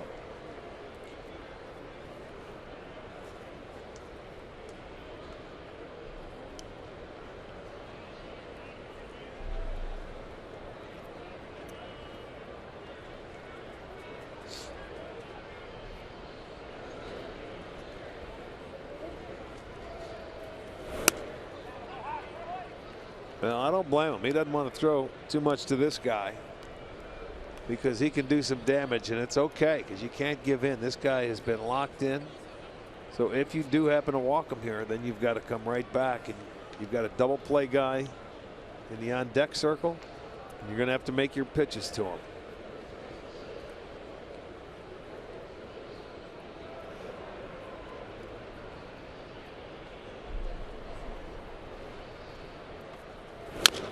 Threw him a pitch 3-0, and Osborne was getting after it. Well, that Jensen asked me in the pregame, you know, who do you pitch to if it comes up and you have to, you know, Cain or Hosmer, who do you pitch to? I said, boy, I don't know. Neither one of them if you don't have to, because they're both swinging it so well and they're hitting back to back in the lineup. But he was able to get the leadoff man Escobar. Cain single. Now he's 3-1 to Hosmer, but you don't want to just throw him a cookie because he can make it a 5-2 game with one swing. Runner goes, and a foul back. And he tried to just make it 5-2. He's sitting up there and he's got nothing to lose. He says, I'm looking in my zone. If I get my 3-1 pitch, I'm going to get after it. He got it. He got the pitch and he just fouled it off. Don't throw that one again. Well, if you had, you know, you're talking about game on the line situations. If you had a really good left-handed specialist that you trusted, I'd go left on left against Hosmer because of the numbers. Well, we don't have that situation. The 3-2. He lays off, and now there are 2 on with 1 out. I qualified. I said if. Yeah, I understand. And I was just letting you, we don't have it. Well, when you watch Carrasco, he fell behind early, 3-0, and then he was going to have to come back to him. So we'll look at the sequence. A little breaking ball done. He's not going to swing at that. High fastball, not to his liking, and then that no chance for a swing. And then he came at him with, I think, a changeup there, and then the fastball he got away with, and he tried to get him to chase that 3-2 breaking ball, and no, Hosmer wasn't going to chase it. So now you've got your 2 guys on. So this is the guy you got to go after. This is your double play guy. He got him in the first inning on a ground ball double play. He's looking for it again.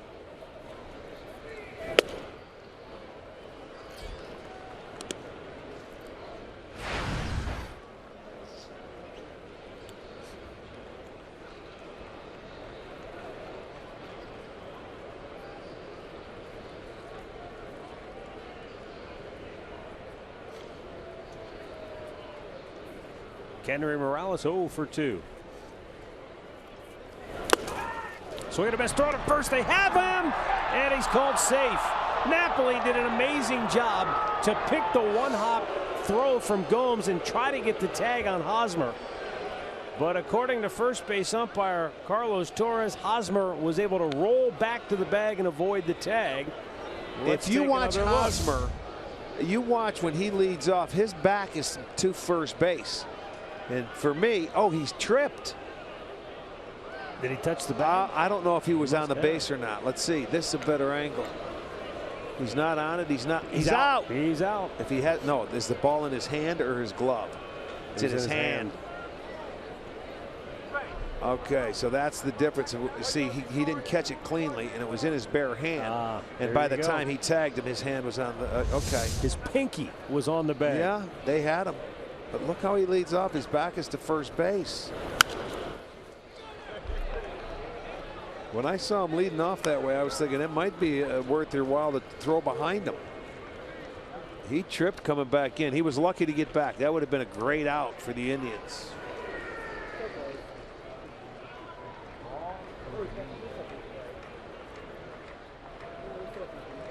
Just a little short hop of a throw that Napoli did a nice job to just catch it. 1-2 pitch coming to Morales. And that's outside.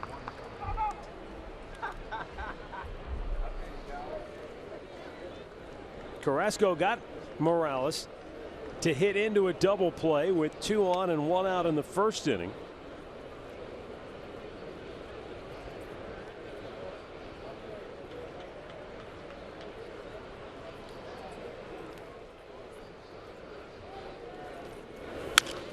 He might have done it again. Kipnis to second for 1. Back to first. Not in time. Boy, oh boy, that was the play you wanted to turn. Kane to third. And Morales safe on the fielder's choice. That one, Kipnis gave him a good feed. And it just, I guess, the throw's a little too long. Both of them were short hop. Kipnis had to wait. He could have got the ball in the air after the 1 hop. He had to wait and get the second short hop. And then, you know, it was just one of those plays where it wasn't hit hard enough because Morales doesn't go down the line very well. They turned it about as good as you can, and he just beat it out. Okay, 1 big out left for Carrasco, and I'm sure that'll do it for him in this game. So empty the tank right here.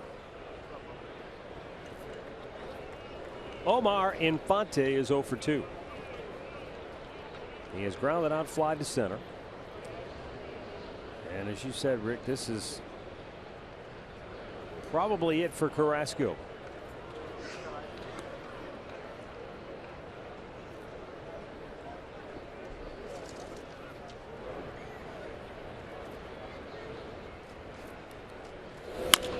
Beats it into the ground. Ramirez flips it over. Got him.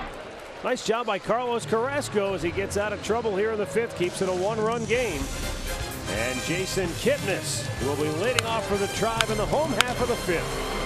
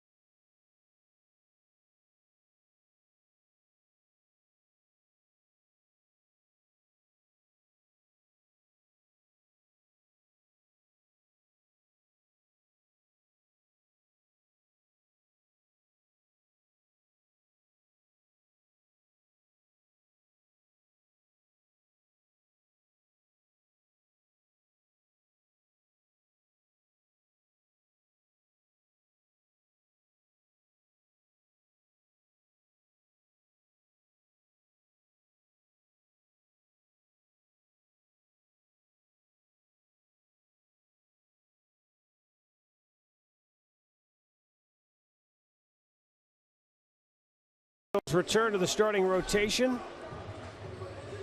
He goes 5 innings. He allows 3 runs on 9 hits. Walked, let's see, walked just 1, struck out a couple. You know what? It's just great to have him back. I know he had fun out there, and it's when you miss 5 weeks of time, it's not that easy to walk in and face a lineup that's as hot as Kansas City's been pitching. So he held his own. Missed inside. Now he's saying, come on, boys, let's get a couple more runs here. Well, Jason Kipnis 0 for 2 on the night.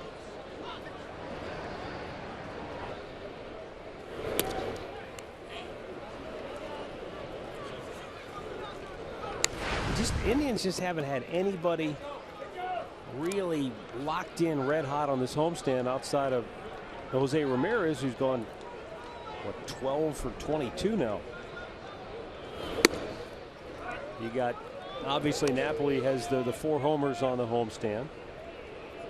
And Rajay Davis has 8 hits coming into tonight. Lonnie Chisenhall 7 hits coming into tonight. But everybody else around 3, 4. Oh, that ball whistles by Infante. Kipnis aboard to start the 5th. I don't know if he picked that ball up, because that looked like it was shoulder height right at him, and he sort of went off to the side. Yeah. So I don't know if he lost it in somebody or in the lights or something, but he got out of the way. See, he breaks to his left and then sees the ball, and there's not much effort there because it had to be he didn't see it. That ball was smoked, by the way. Hit right on the nose. Hit a hard line drive, and he thought it was out. He thought he was going to catch it, yes, too. he did, but something happened. Whether, I don't know if it was a knuckleball or what, but something happened there. I think the ball might have had some movement to it. It sure did. That ball was hit hard. Because he didn't react to it like he didn't see it. He reacted to it as though, whoa, where'd it go? Yeah. I thought I had that one. That thing was hit. I'd be curious to ask him what happened. Francisco Lindor.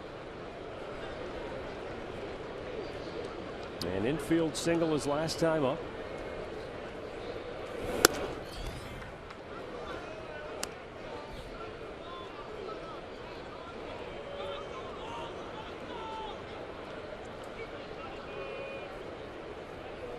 Leadoff man aboard.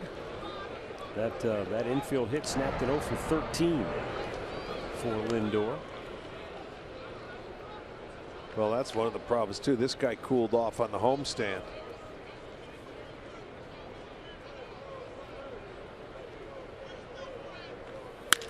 Smashed right back up the middle, and he knocked it down, and they're able to get the force on Kipnis for out number 1. You know, it looks like Ventura did something under his right arm, going for that ball, knocking it down.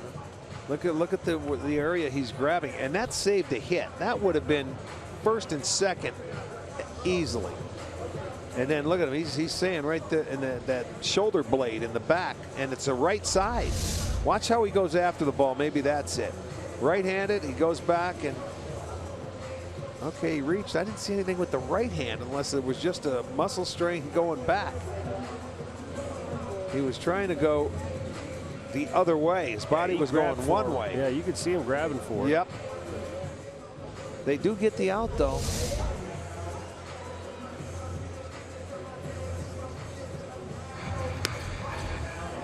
They got the bullpen up quickly.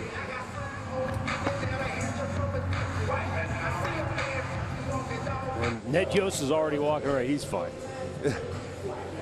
Well, that's the trainer's job. He doesn't want to hear it. He heard he was fine. Okay.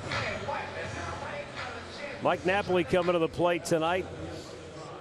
He is 1 for 2, but he's been on a homer tear of late. Here's Andre. Yes, he's homered in 3 of his last 4 games, and he's becoming a household favorite here in Cleveland, not only for his work on the field, but what he's doing off the field. Over the last few days, I know a lot of people have heard about the cancer patient, Kat Heinzelman, that's been here. She was here again last night and hit another home run for him. She's dealing with stage 3 colon cancer. But also tonight, Napa's hosted a group of patients from Cleveland Clinic Children's Hospital. He's doing this every Thursday home game. He's got Evan Brodsky, James Drunn, Antonio Moore, and Owen Dunn all here. Took care of them, took care of all their seats, took care of all their food. He's doing that every Thursday here at Progressive Field. Well, Andre, he almost hit another home run right there. He had that perfect swing. It was grooved, and he just got under it a little too much. But this was Kat, the season ticket holder, who was starting chemo that night, and Nap gave her a hug, signed a ball, and he gave her the homer too. And then she came back last night after starting chemo, and he hit another home run. Yeah, something. Great story. Yeah, yeah. What else can you say? Great stories is right. And there are 2 down here in the 5th with Jose Ramirez at the plate. He's 2 for 2.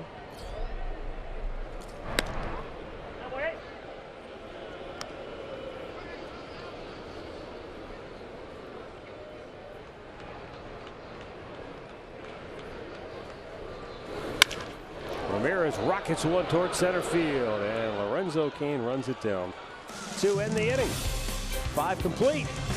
3-2 Kansas City.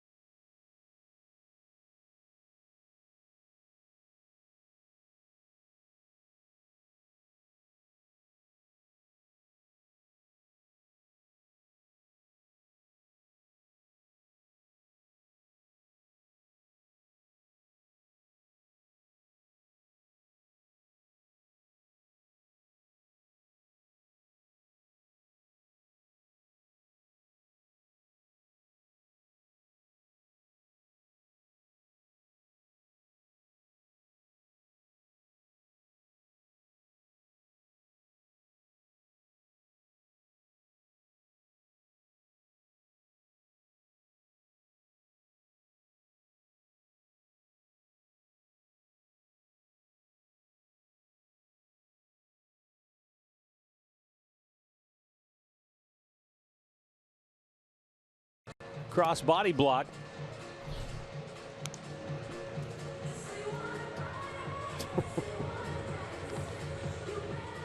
I guess he was playing possum. Oh, that catch up. Cleveland Clinic called to the bullpen for Austin Adams. Austin Adams making his 6th appearance, no wins or losses. He's allowed 1 run on 4 hits in 5 2/3 innings with 3 walks, 7 strikeouts.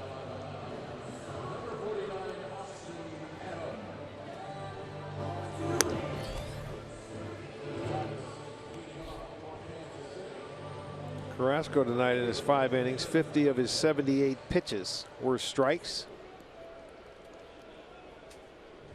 And you know, the last 3 innings he started to get up there. 19 pitches in the 3rd, 19 in the 4th, 21 in the 5th.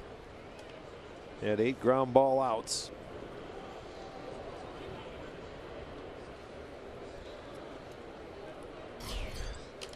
Austin Adams will face 6, 7, and 8 in the Royals lineup.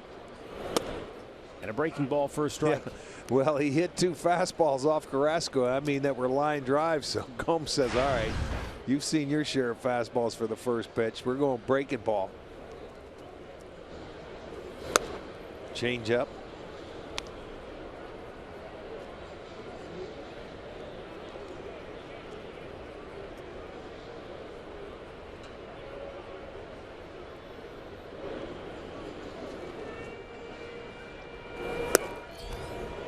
Down and in, couldn't get it. 1-2.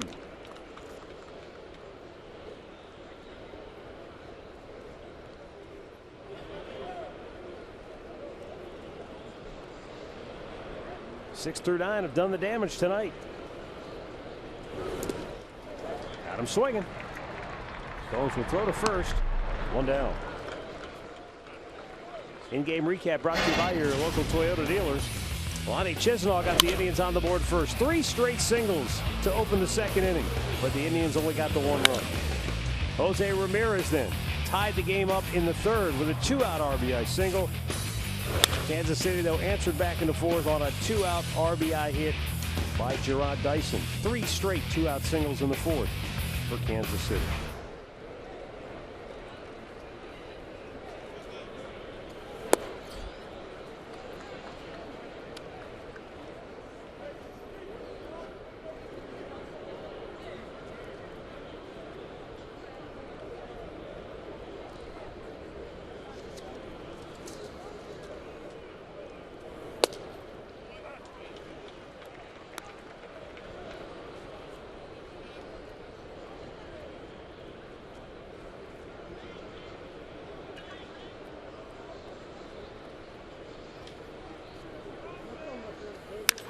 Hit hard, hit deep, goodbye.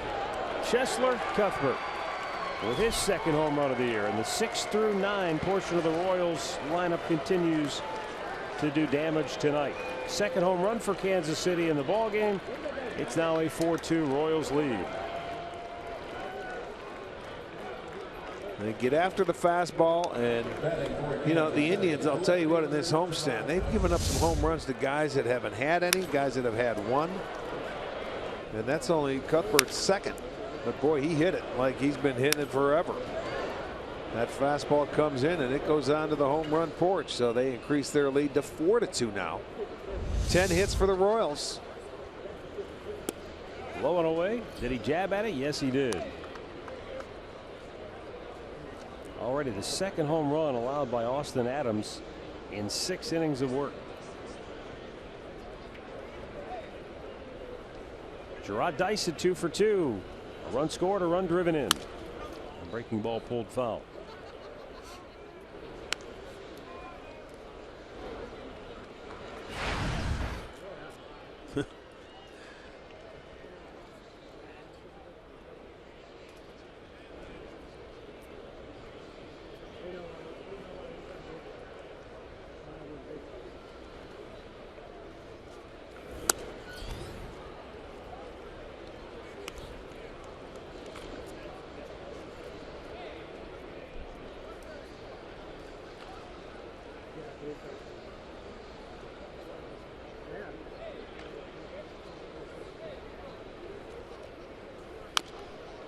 Fouled off by Dyson right at the plate.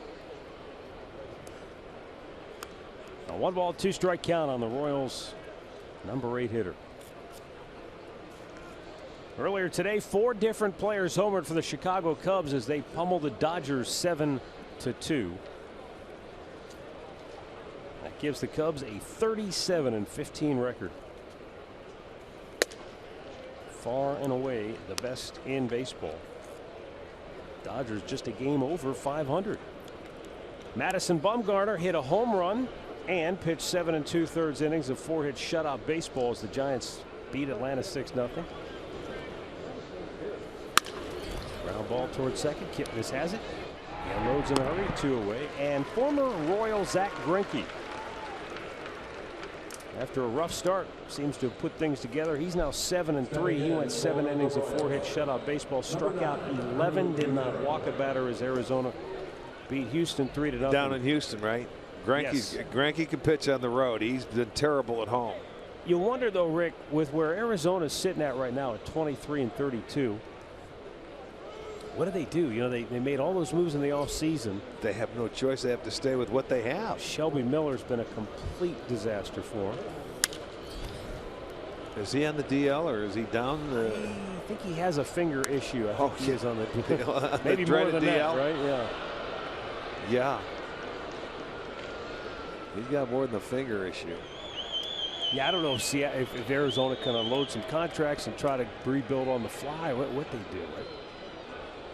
No, they were all in. The thing of it is that place had a great offense. Well, that offense is, I mean, when you hit in that ballpark, it's like Colorado. Isn't that what San Diego tried to do a couple of years ago? Yeah, just kind of sure they did. Sign a bunch of guys and try to put it together. Yes, and the Giants starting to roll. You know, the Dodgers, it's Kershaw and a band of nobodies. Well, with the money they've spent, though, you would think they'd be a little better than just a game over 500. Yeah, the home runs I was talking about on this homestand that they've been giving up. There's a good. We'll get back to it later. Well, the home runs have definitely hurt the Indians on this homestand. There's no ifs, ands, or buts about it. And Chesler Cuthbert booms one out of here, and it's 4-2 KC.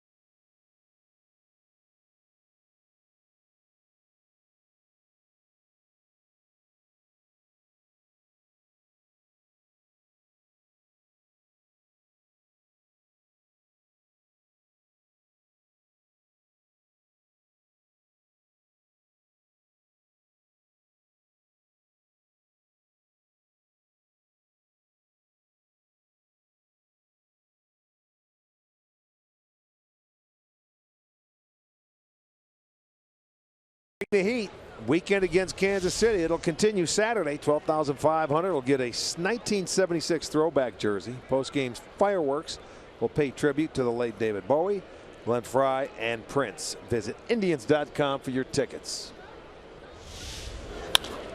Lonnie Chisenhall leading off here in the bottom of the 6th in a fly ball to center field. 1-0. They got to pick somebody else. Well, yes, I would agree if you can. It's pretty tough, though, to guide a 97-mile-an-hour fastball. I mean, hitting it's one thing.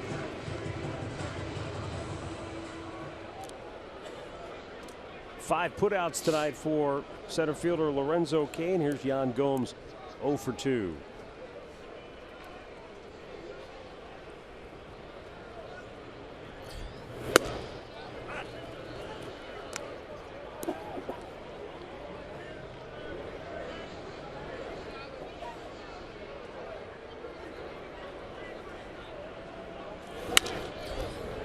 In the air, right field near the line. Fuentes, 2 away.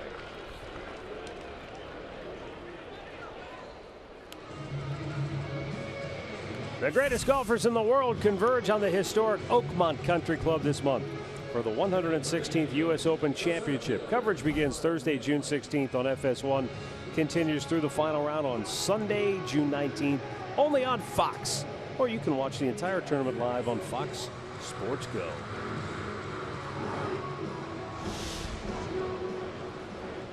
Seven batters have faced Ventura, third time through the order. They've seen a total of 16 pitches. So they're trying to be aggressive, but to no avail. They have 1 hit. Tyler Naquin 0 for 2.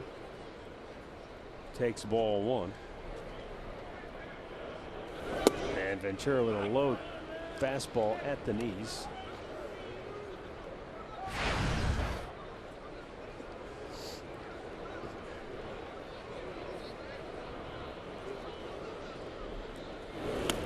And he waves at a breaking ball down on the dirt.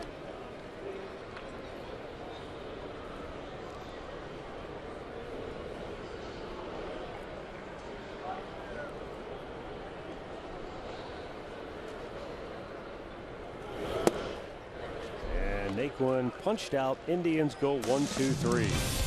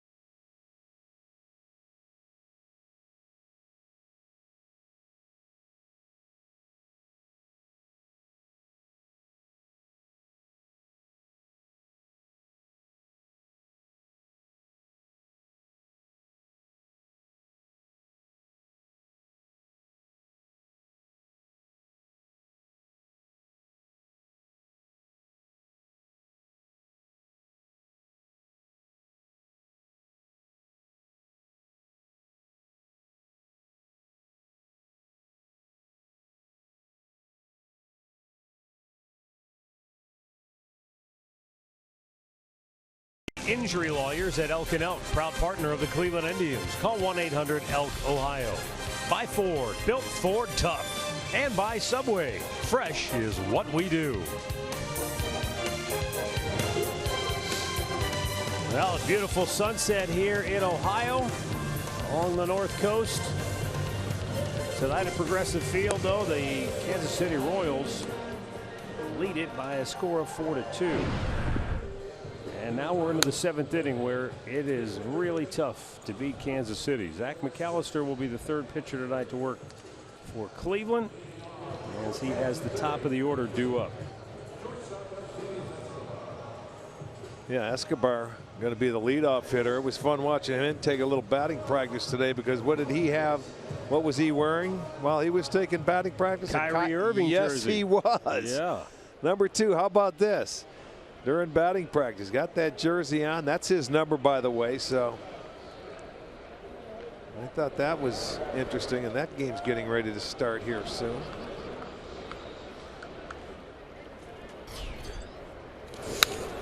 fouls the first pitch back. Well, you know, with him coming to the plate, you have to get whatever you're going to say on him early, because he always goes up there and he'll swing at the first pitch a lot. Well, I hope this isn't a bad omen, but Mike Swanson told me that Drew Butera has Golden State Warrior shorts on, or he did during batting practice. He had a 2-run homer to give Kansas City the early lead in this game. Alcides Escobar is 0 for 3. I was talking last inning about the home runs on the homestand given up by the Indians. Rua with Texas hit his third. Holiday hit his second on a first pitch. Profar hit his first.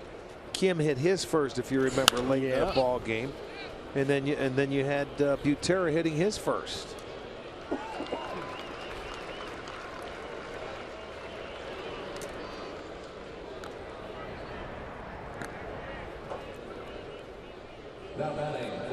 This is a crucial inning for the Indians, already down 4-2.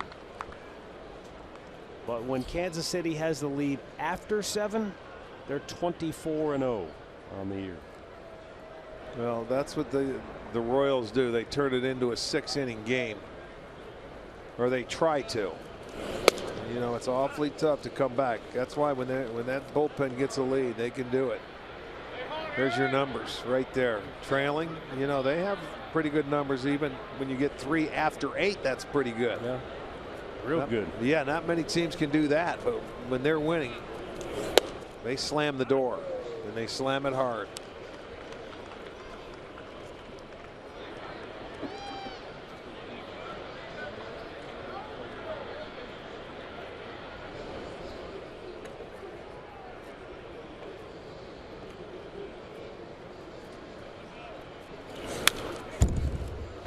They pulled off a one for the ages comeback win on their homestand against Chicago.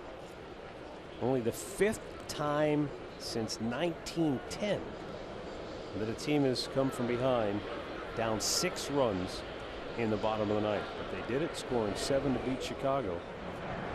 Ventura was the pitcher in that ball game. Started for the Royals. Struck him out. Good heater from McAllister. And there are 2 away in the 7th. Well, you can watch the game from the corner in right field, or the new drink rails in left. It's the district ticket presented by Sports Time Ohio. Tickets only $13, and that includes your first drink. Go online, get your tickets at Indians.com. I got a feeling the corner is going to be a hopping area this weekend. It's going to be a big series. Royals here all weekend long. Good crowds expected. A lot going on this weekend. You're right. We've got some alumni coming in. Former teammate of mine, Sid Baji, will be in the booth. Scotty Bales will be here. With Scotty Bales coming in, I feel like the old Johnny Carson show. He's like a recurring guest. You know, like one of those regulars. Yeah. Like David Brenner. Yeah. But he's always entertaining. We love to have Scotty. Yeah, he'll be good for some bad information. Just don't ask him for scouting reports on anybody. Other than that, you're fine. Hey, this guy's really good. This guy can really pay.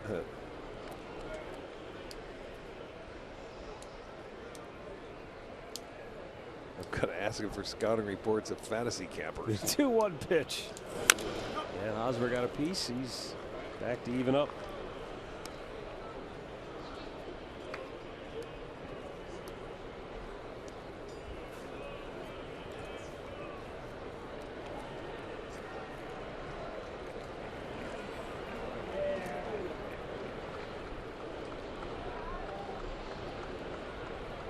And now the 2-2 from McAllister. Ooh, just a bit inside. Full count.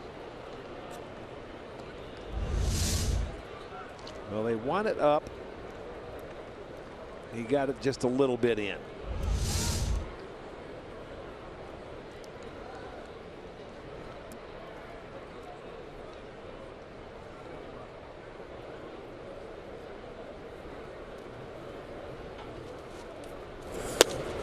And he ends up walking him with 2 outs. That'll keep the inning alive for Kendry Morales. Well, speaking of scouting reports, Major League Baseball draft is coming up. Thursday will be the 21st anniversary of the 1995 draft. And in the 18th round, the Montreal Expos selected a 6'3" catcher out of high school who had recently committed to the University of Michigan by the name of Tom Brady. A lot of people thought Brady could have been a really good catcher and made it to the big leagues. But I think he made the right decision. Stretch time in Cleveland, 4-2 Kansas City.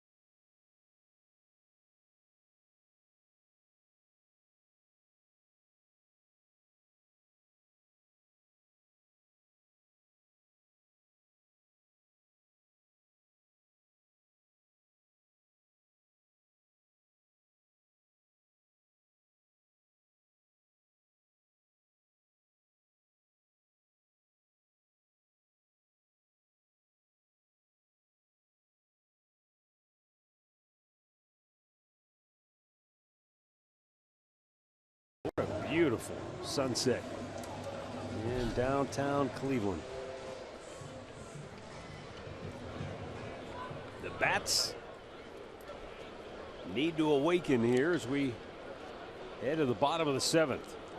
Royals bullpen is up and working, but it's Giordano Ventura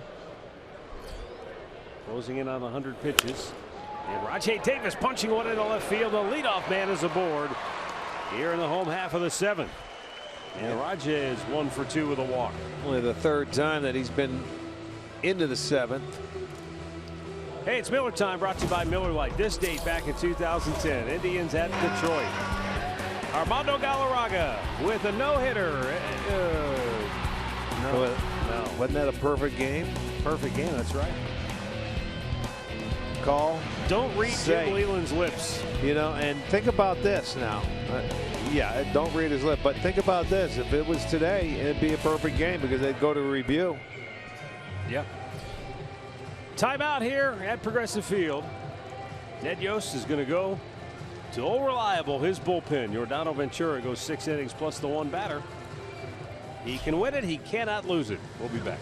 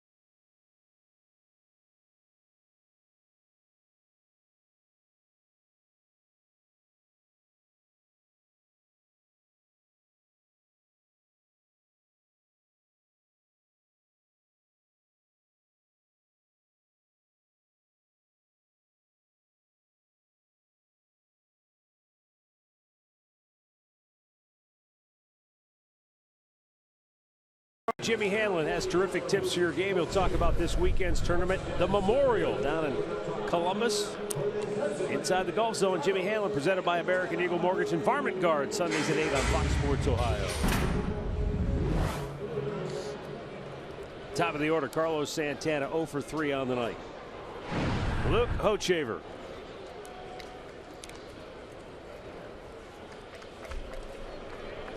th time. Ventura did that third time through the lineup. I think that's why Yost sent him back out there. He only threw 21 pitches. Rajay takes off. Got a great jump, throw not in time. Yes, he did. He didn't hesitate, didn't waste time, and that's a situation. You're down 2 runs in the 7th, but he was still aggressive, so he has to have an idea of the move of Hochevar. Got a good jump, puts the head down and gets the hand in there. And the pitch, by the way, was ball 1 to Santana, who's had a horrible night at the dish. 0 for 3. He's fouled out to the catcher, tapped one back to the pitcher, and popped up to shallow right field on the first pitch his last time up.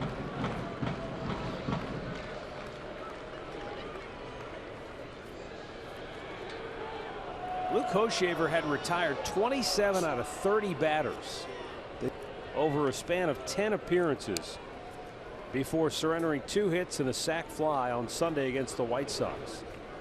And this is his first appearance since then. And another lazy pop, shallow right. Yeah, the swing gets long, and I'll tell you what, those guys can get it in there on him, and that's his 3rd straight pop up straight up. Ventura, now he didn't he only walked 1 tonight, so he was much better in that department. The last time he walked 5 Indians when he faced them, but he threw 33 pitches the first time through, 45 the second, and I think why Yost sent him out the 3rd time, just 21 pitches that 3rd time through the lineup. Yeah. So he gave up 7 hits, just a couple of runs, but every time the Indians scored, Kansas City had an answer for him, and that's the difference in the game.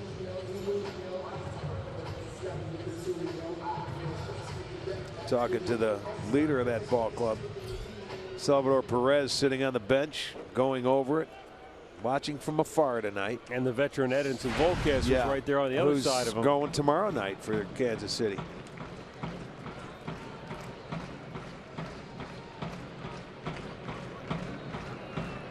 Well, Jason Kipnis, 1 for 3 rather. Takes a breaking ball or a cutter over the outside corner for a strike. Kit last time up hit a scorching line drive, and the second baseman Omar Infante, we think the ball had some movement, might have been knuckling, might have hit it so hard that it just was kind of knuckling as it hurtled toward him. Well, there was either he lost it somewhere or that ball knuckled, no question.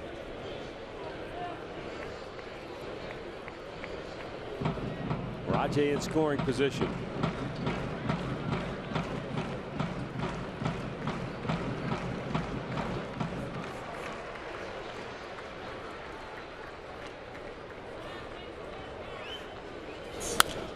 And a foul right back.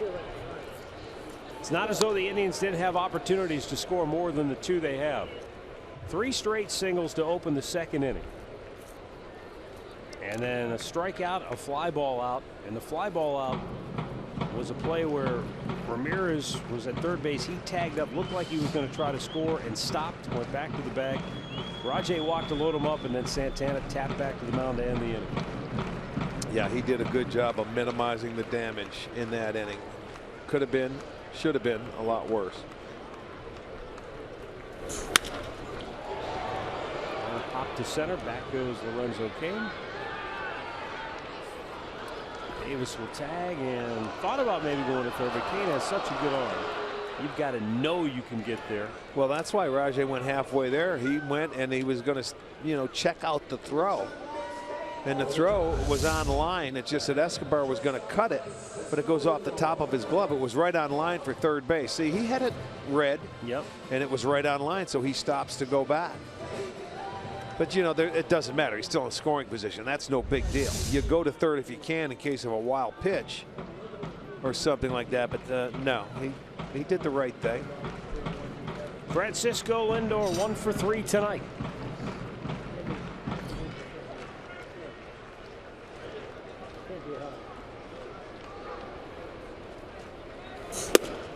And Hoshaver with a fastball strike. Yeah, this is a guy that a few years ago came out and was the man, one of the men coming out of that bullpen for him. And then they had to have Tommy John surgery and miss a year and then come back. And that just gave him one more quality arm coming out of that pen. You know, we talk about relievers and how most of them nowadays like to come in with a clean inning. How about Hoshaver, though? He's come in. He has stranded 18 out of the 19 inherited runners. That's impressive to me. Well, that's why a manager will give that starter maybe a little more leeway when you have guys that can come in out of the pen and leave them stranded.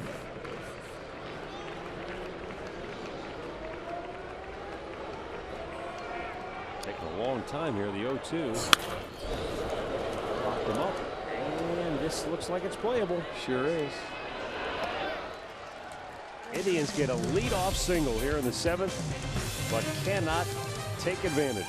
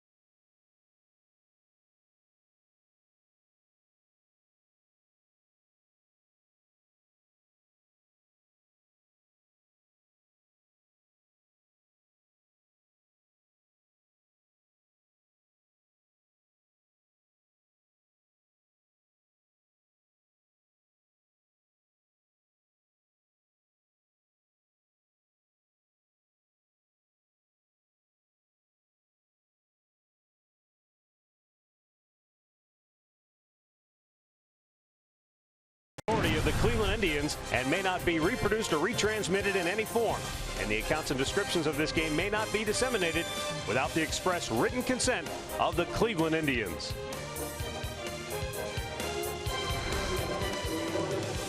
Eighth inning and a 4-2 Kansas City lead.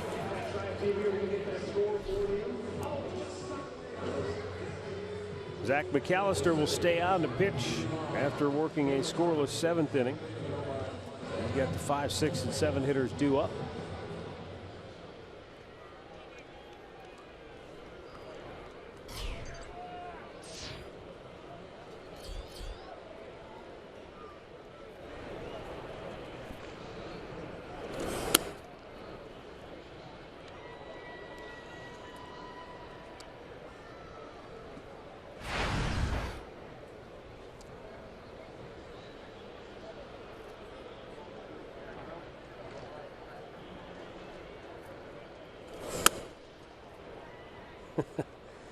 You know, it's funny. They just put up on the scoreboard that the Cavaliers are down 3 points in the first quarter with like 5:18 left to play. I was thinking to myself, that's like saying Denny Hamlin leads the Daytona 500 after 4 laps. Yeah. I mean, really. Well, they want to keep them informed of the score. Yeah.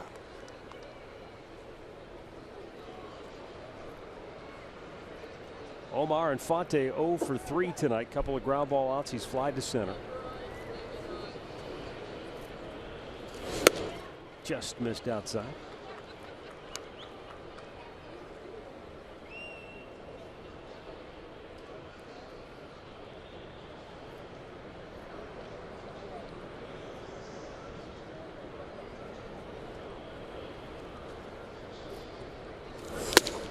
Threw it by him upstairs. Letter high heat and a full count. And this guy usually he likes a high fastball, Infante. He tried to cheat on that one a little bit, get the barrel head out in front.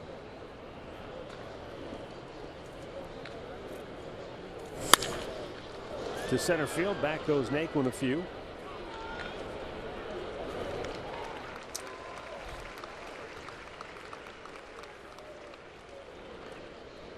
Recapping the keys to the game brought to you by Mazda. Carlos Carrasco, we were looking for a location early in the ball game.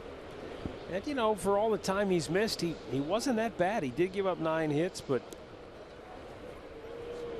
the one hit that hurt was the long ball. The 2-run homer. Yeah, the 2-run homer with the 8 and 9. The first 2 hitters jumped him in that 3rd inning.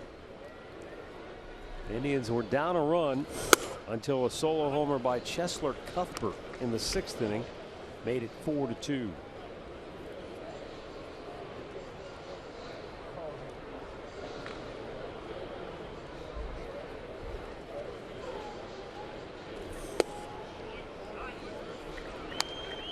On the year, Kansas City is plus 22 in the run differential from the 7th inning on. I don't know that speaks so much to their offense as it does to their bullpen. They don't give money up, if any, from the 7th inning on. Well, that's the thing. You know, you look at Kansas City, you look at their offense, it's going to be a hard one.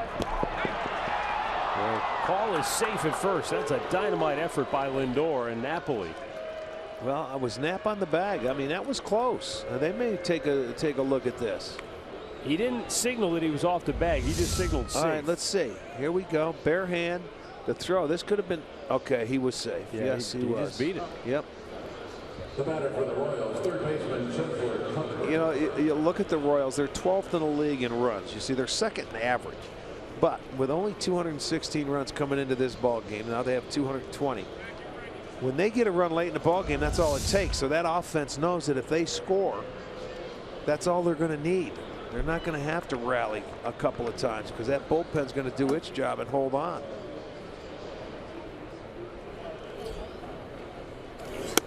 Ironically, Rick, Kansas City's been outscored in the 7th inning 20-12. But in the 8th inning, they've outscored the opposition 29-16. And in the 9th inning, 20-6. Yeah, you get that run when they need to. Of course, 7 of those 20 runs were just scored in one game. But those are the toughest runs to score on because you're facing the back end of bullpens.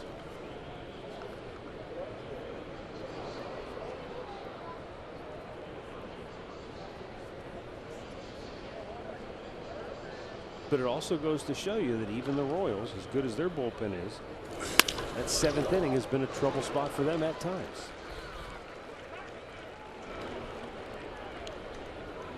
Boy, that part of the lineup has done some real damage today. Fuentes gets his 3rd hit. Cuthbert gets his 3rd hit. They got 3 more to follow. So they have 9 hits from the 6th spot down. And Tito is coming out to the mound. McAllister is going to be done. Inning and a third for Zach. He's out. Tommy Hunter's coming on when we come back.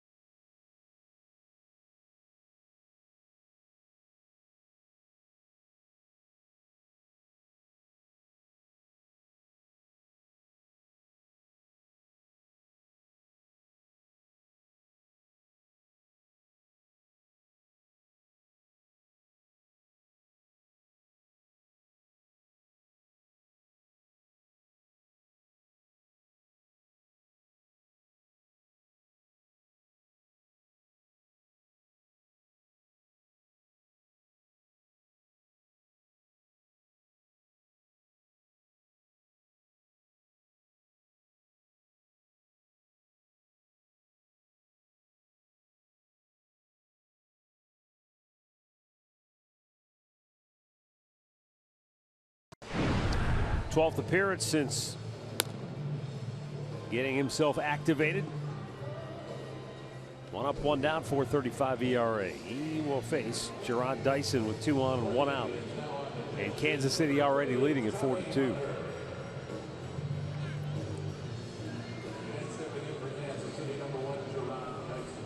Well, it's going to be a tough guy to double up. You certainly don't want to, can't afford to give up anymore. They got their work cut out for him trying to get 2 when you have 6 outs left.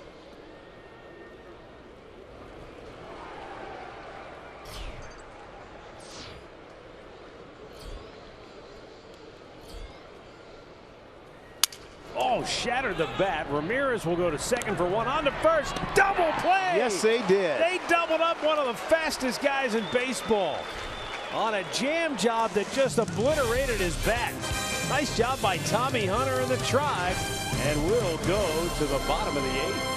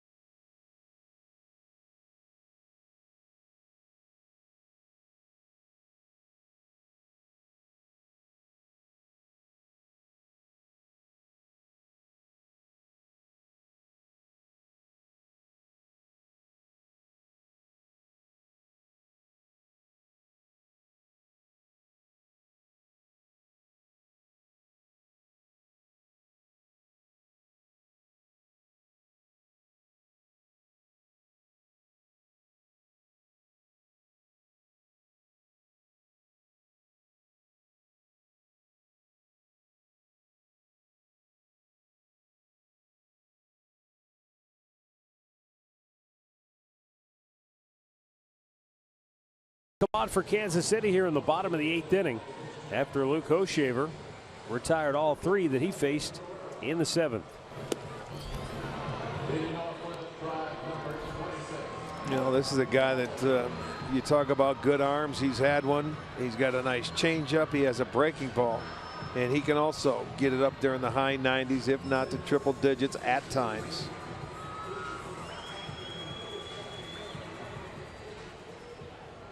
It's going to be Napoli, Ramirez, and Chisenhall.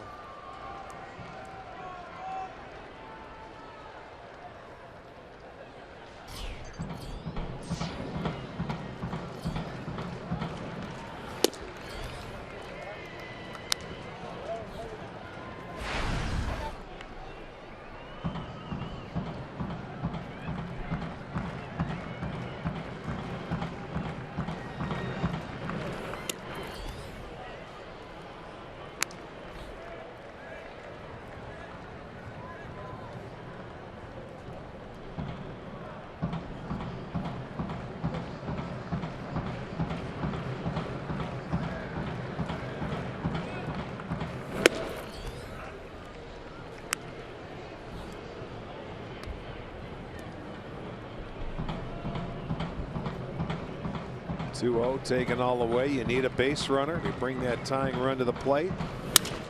And he broke his bat, but he placed it perfectly if he can beat it out. And he just does. And although I think, Rick, if Hosmer digs that out, they might have had him. He would have been out. But I'll tell you what, look where Escobar was. He was almost in foul territory in shallow left field by the time he ended up. He catches the ball, and on the run, he throws and jumps. And that ball just, he couldn't come up with it. Just a little too far out of Hosmer's reach.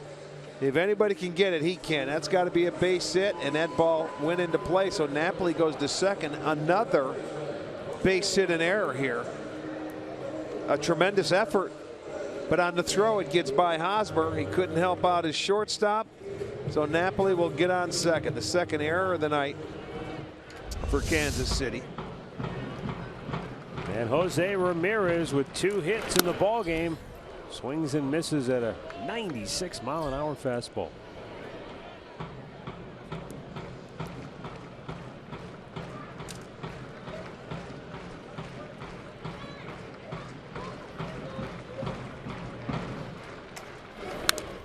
Foul back.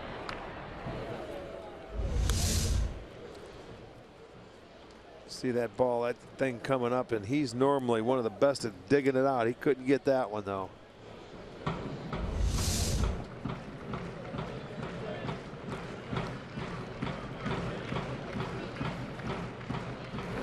And the 0-2 up high.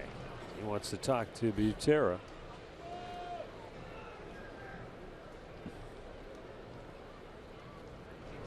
You know, it's not as though Drew Butera never plays. It's just that Sal Perez plays so much that you wonder how weird it is for the pitchers to come into a ball game and Perez just isn't there. I mean, this is 4 straight games. I think, let's see, Sunday, Monday, Tuesday, Wednesday, till 5 in a row now he hasn't played. Well, wow, you talk about that, just throwing it right by you. Up and away, awfully tough to catch up to it. You just reach back and watch him. Yeah, this is a guy you desperately need to make him get that fastball down, because you are not going to catch up with something going by you that fast.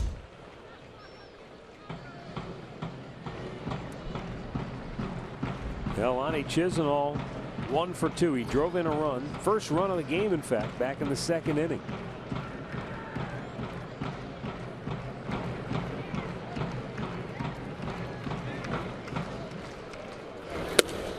That's a little bit outside.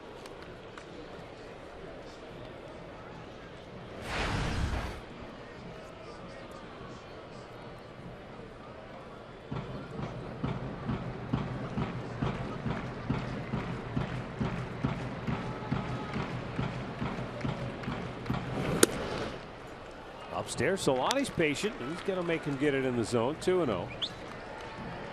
And I suppose for Lonnie, he's a guy that, like a lot of left-handed hitters, he likes the ball down, so it's probably less likely he's going to chase something that's up high. Well, he's had very good numbers against Herrera. He's taken them deep one time, and they could use it here, but misses with 3 straight. 2 change-ups, and then he comes back with a fastball. So don't think Herrera doesn't know that Chisenhall has had a few knocks off him. But right here, give him the green light. If he likes the fastball, let him swing. Why not? He's swinging well. And that's ball 4. That was up and away. 2 on, 1 out. And now the go-ahead run to the plate for Cleveland as Yan Gomes strides to the dish. He is 0 for 3 on the night. Ironically, with 2 on, Gomes, for the 3rd time tonight, will bat with 2 men on base. There were 2 on and nobody out in the 2nd. 2 on, 2 out in the 3rd. Now 2 on, 1 out in the 8th, and he takes a strike. Well, he's been very good in runners in scoring position this year.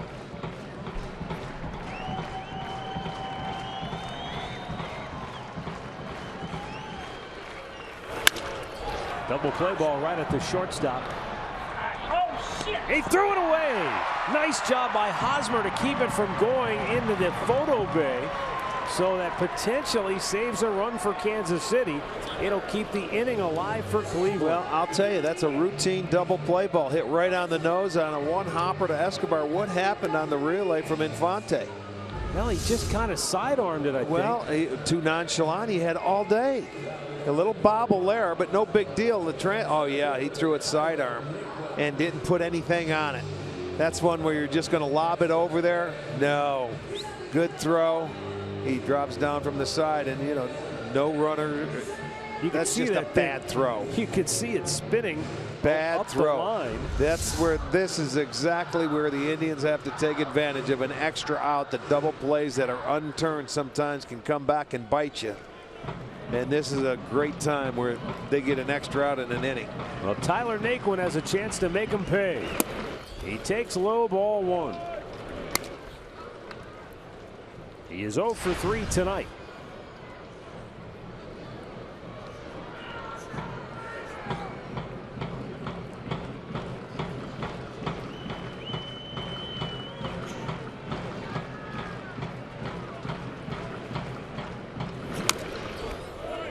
Fouls it back to even the count of 1-1.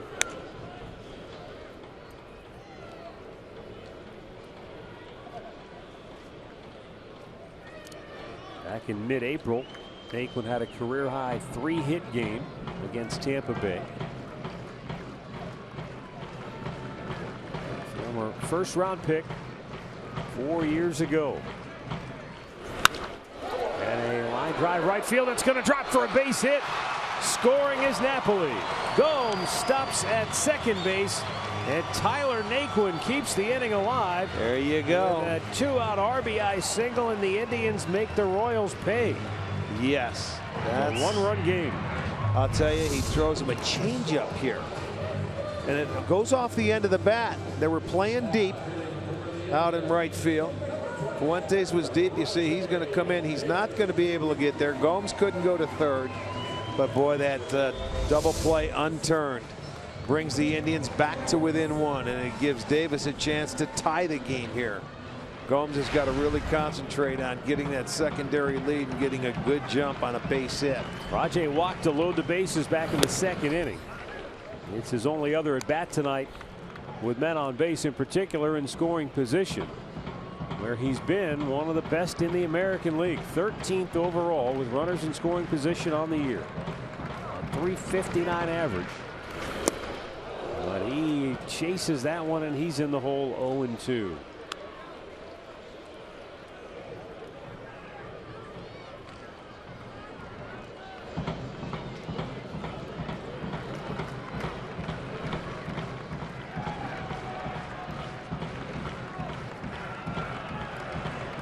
Now the 2-strike pitch. Fouled back out of play.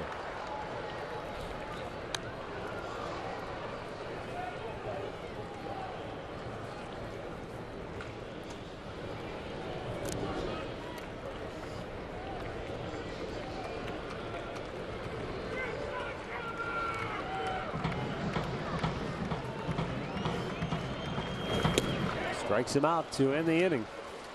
Indians get a run closer. We'll go to the 9th. Kansas City 4, Cleveland 3.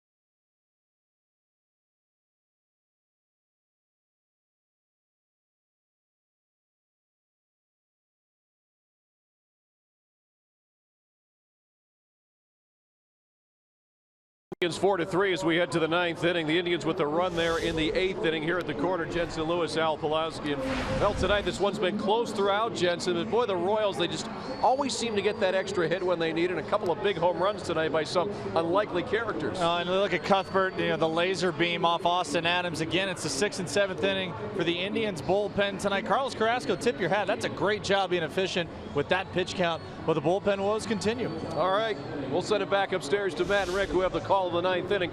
Join us for Indians Live after the game. It's brought to you by Conrad's Tire Express and Total Car Care. Fellas? Well, the Indians got a run back in the 8th inning to make it a one-run ball game now. Tommy Hunter got the double play ball on one pitch to get out of the 8th. He's got Drew Butera. And on one pitch, he's the first out in the 9th.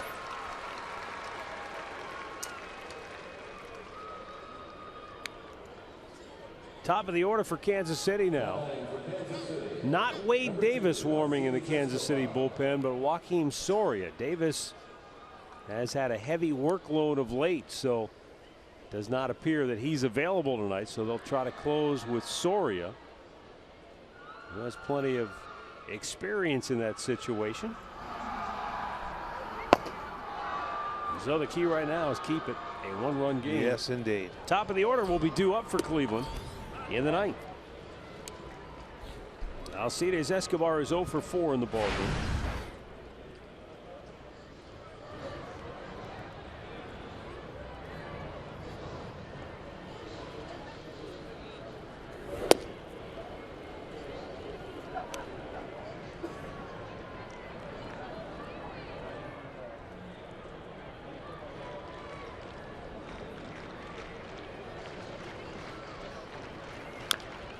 Foul over toward the on-deck circle.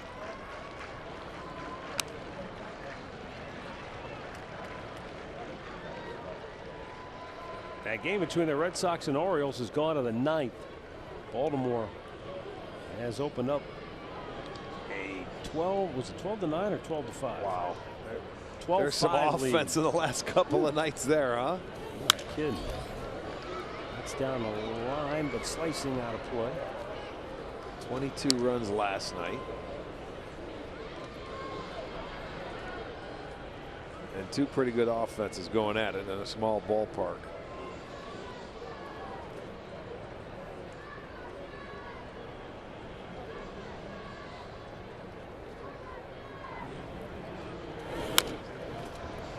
Foul up the first base side.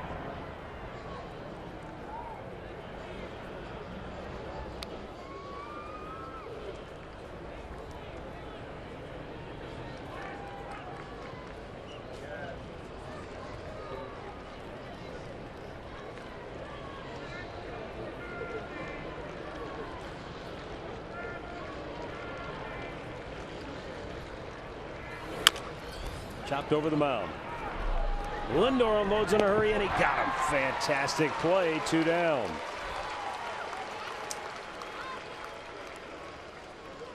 Well, he just had to come in. He had a nice hop up, so that enabled him to get rid of it quickly.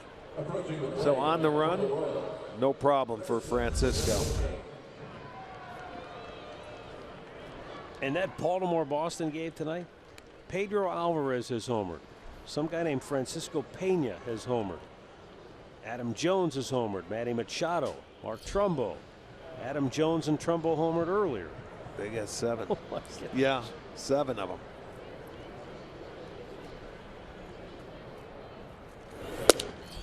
Low heat right at the knees for a strike.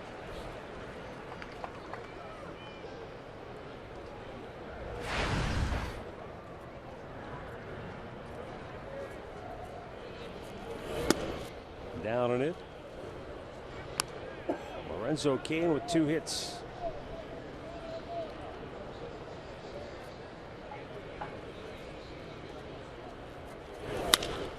High fly ball left field.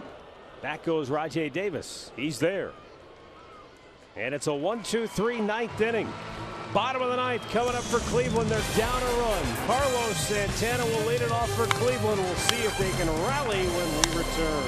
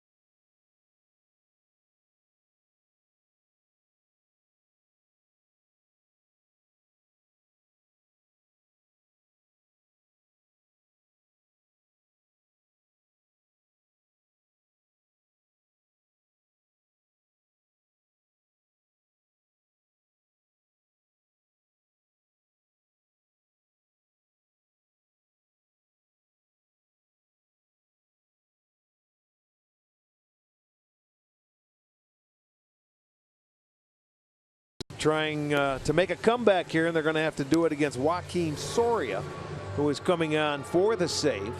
We told you Wade Davis has had a workload in the last week, 56 pitches, so he's going to get the night off. Soria coming on. He's 1 for 2 in save situations, making his 26th appearance.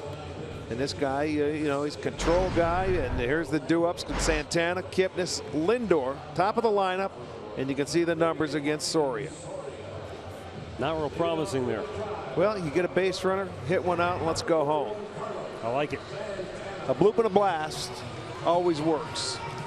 Carlos Santana is 0 for 4 tonight. Paulo Orlando has taken over for Ray Fuentes in right field.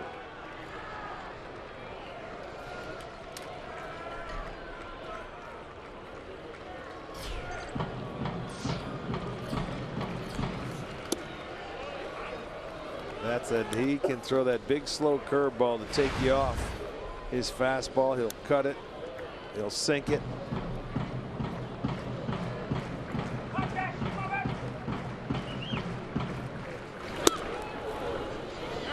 There was a time earlier in his career when Joakim Soria saved as many as 43 games in a year for the Kansas City Royals.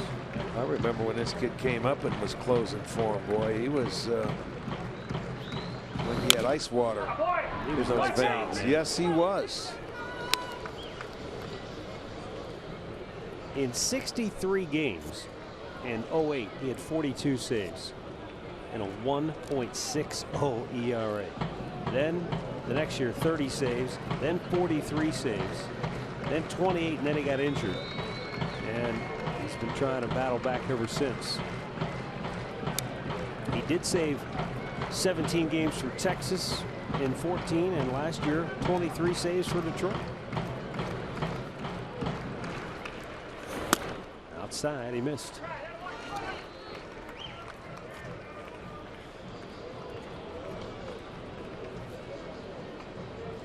He ended up with the Pirates last year.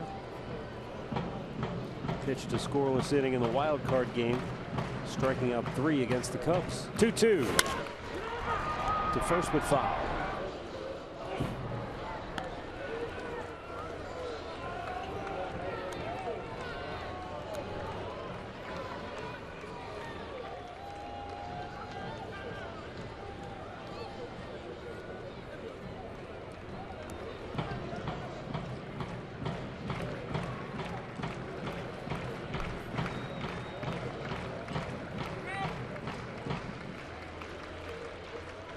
It's just Mariano Rivera ruined it for so many closers.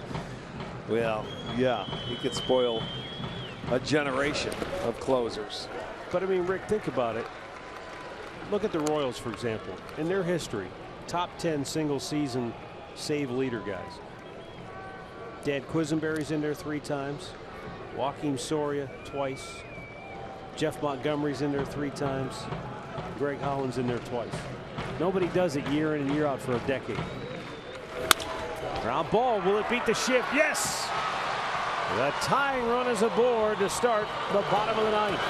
And now the ball gets misplayed, and Santana alertly into second base. Well, that's a heads-up play. He never put his head down, and Orlando was coming in and didn't field it cleanly. I mean, he come in there, you pick it up, throw it in. When he bobbled it, Santana, let's see what happened to him out there.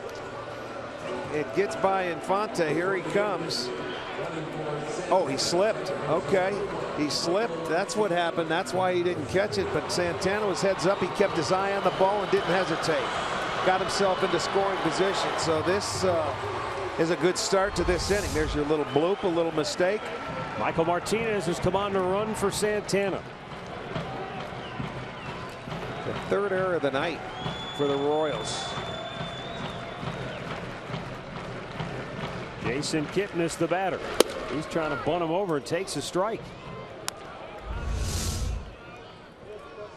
Part of Santana's the leg gear came off. I think it's like that little thing that protects the top part of your foot or your toes. It's all right. Good hustle. Get yourself into scoring position. Jason Kipnis 1 for 4 on the night. Took a strike on the first pitch. Bunts it down. Cuthbert goes to first and just did get him. Bang, bang play. And I'll tell you what, Omar Infante, he might be hurt. It looked like the throw came just as Kipnis arrived, and I guess Infante's all right, but I think Kipnis came close to taking his wrist off. Not intentionally. Well, no, he's running down the line, and that throw is going to come in, and it's, you know, yes, it did. It got him on the wrist, but he's just stretching out. He's legal. Boy, that was close. Yeah. You know, that throws there. He's not like a first baseman that stretches out to go get it. He's just covering first base. He did a great job to hold on to it. I've seen a number of times where you can get that ball knocked out of your glove in a hurry. So now the tying run 90 feet away, infield coming in. Lindor a chance to tie it. Lindor 1 for 4 on the night. And a line drive, right field base hit. It's down. It'll go to the wall.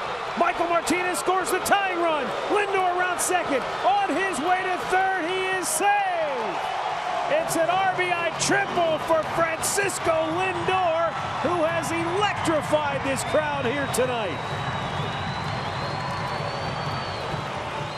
For Lindor, his very first triple of the year, and there's a play, boy. When you are the right fielder or defender, you can't go. You've got to knock the ball down. He would have scored anyway. So if you dive to catch it, he scores. You got to lay back and give him a single. You can't dive for the ball and let it get by you because it's extra bases. Now they're in the same boat, except they got a chance to win the game now. You know, you got to give in. I want to ask you about that if we have time. Mike Napoli swinging for the fences, comes up empty. I just wonder if Orlando had any other play. Once he took that first step in, I don't know if he had a chance to get back to play it safely. Well, he was put in for defense, and if you can't get to that ball, he was going to score it anyway. You can't turn it into a triple. Now Napoli in the hole 0-2. Well, he's got infield is in. He's got to fight his way back into this at bat. The winning run is 90 feet away. High fly ball. This will be interesting. Gotta go. Dyson is under it. Lindor tags. He's coming home. Here's the throw. Indians win it again. Back to back walk-off wins for the Tribe.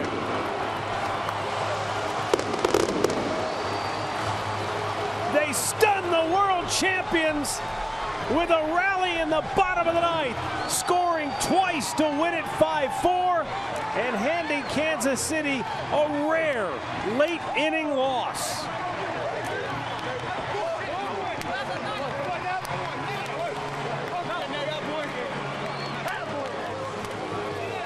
The Royals were 27-0 when leading after 8 innings before tonight.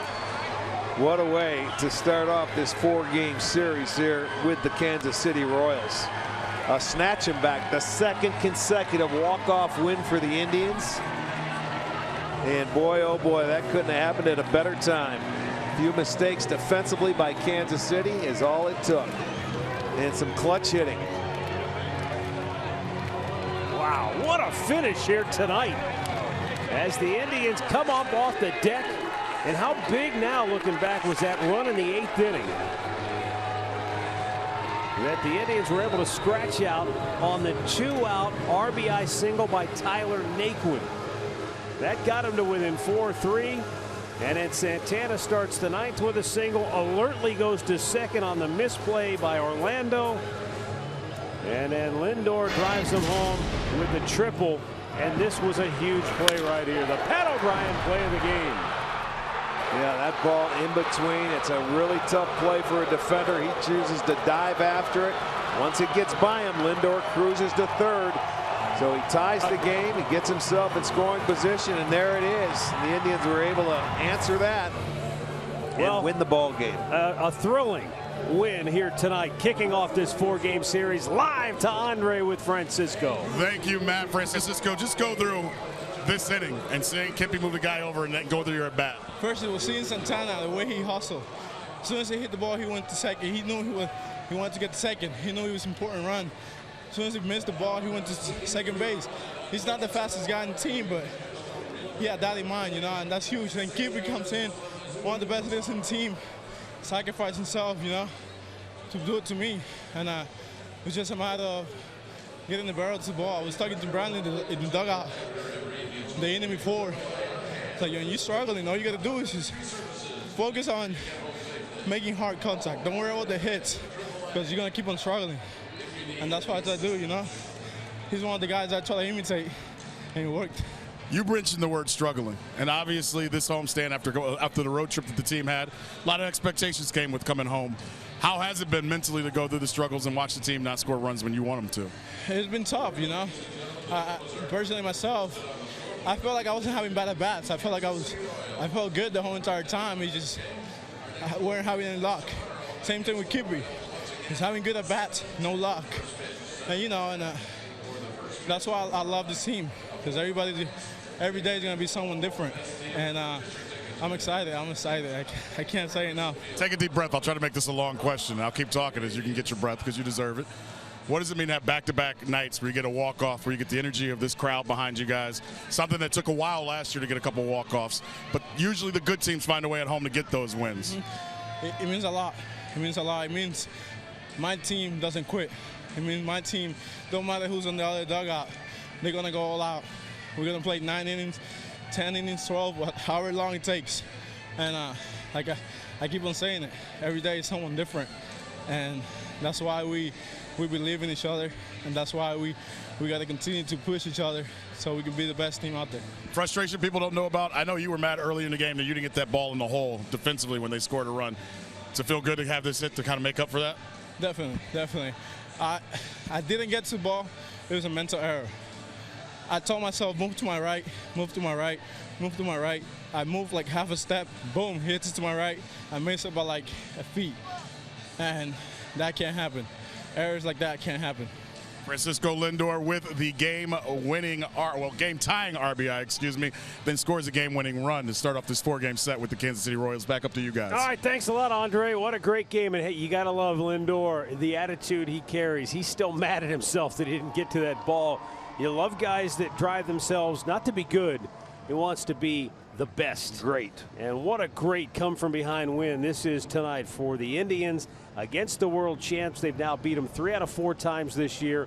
They closed the gap a little closer. Indians now 28-24. Kansas City now 30-23. Winning pitcher Tommy Hunter, he's 2-1. The loss to Joakim Soria, he is now 2-2. Whoo! Great start to this 4-game series, and you better be with us tomorrow night when things continue. Stay tuned for Indians Live with Alan Jensen. They're ready to rock the house. And Rick and I will be joining them as well. What a finish in the ninth. Santana hustling, Lindor hustling, Knapp bringing them home with a game winner as the Indians take it 4-3.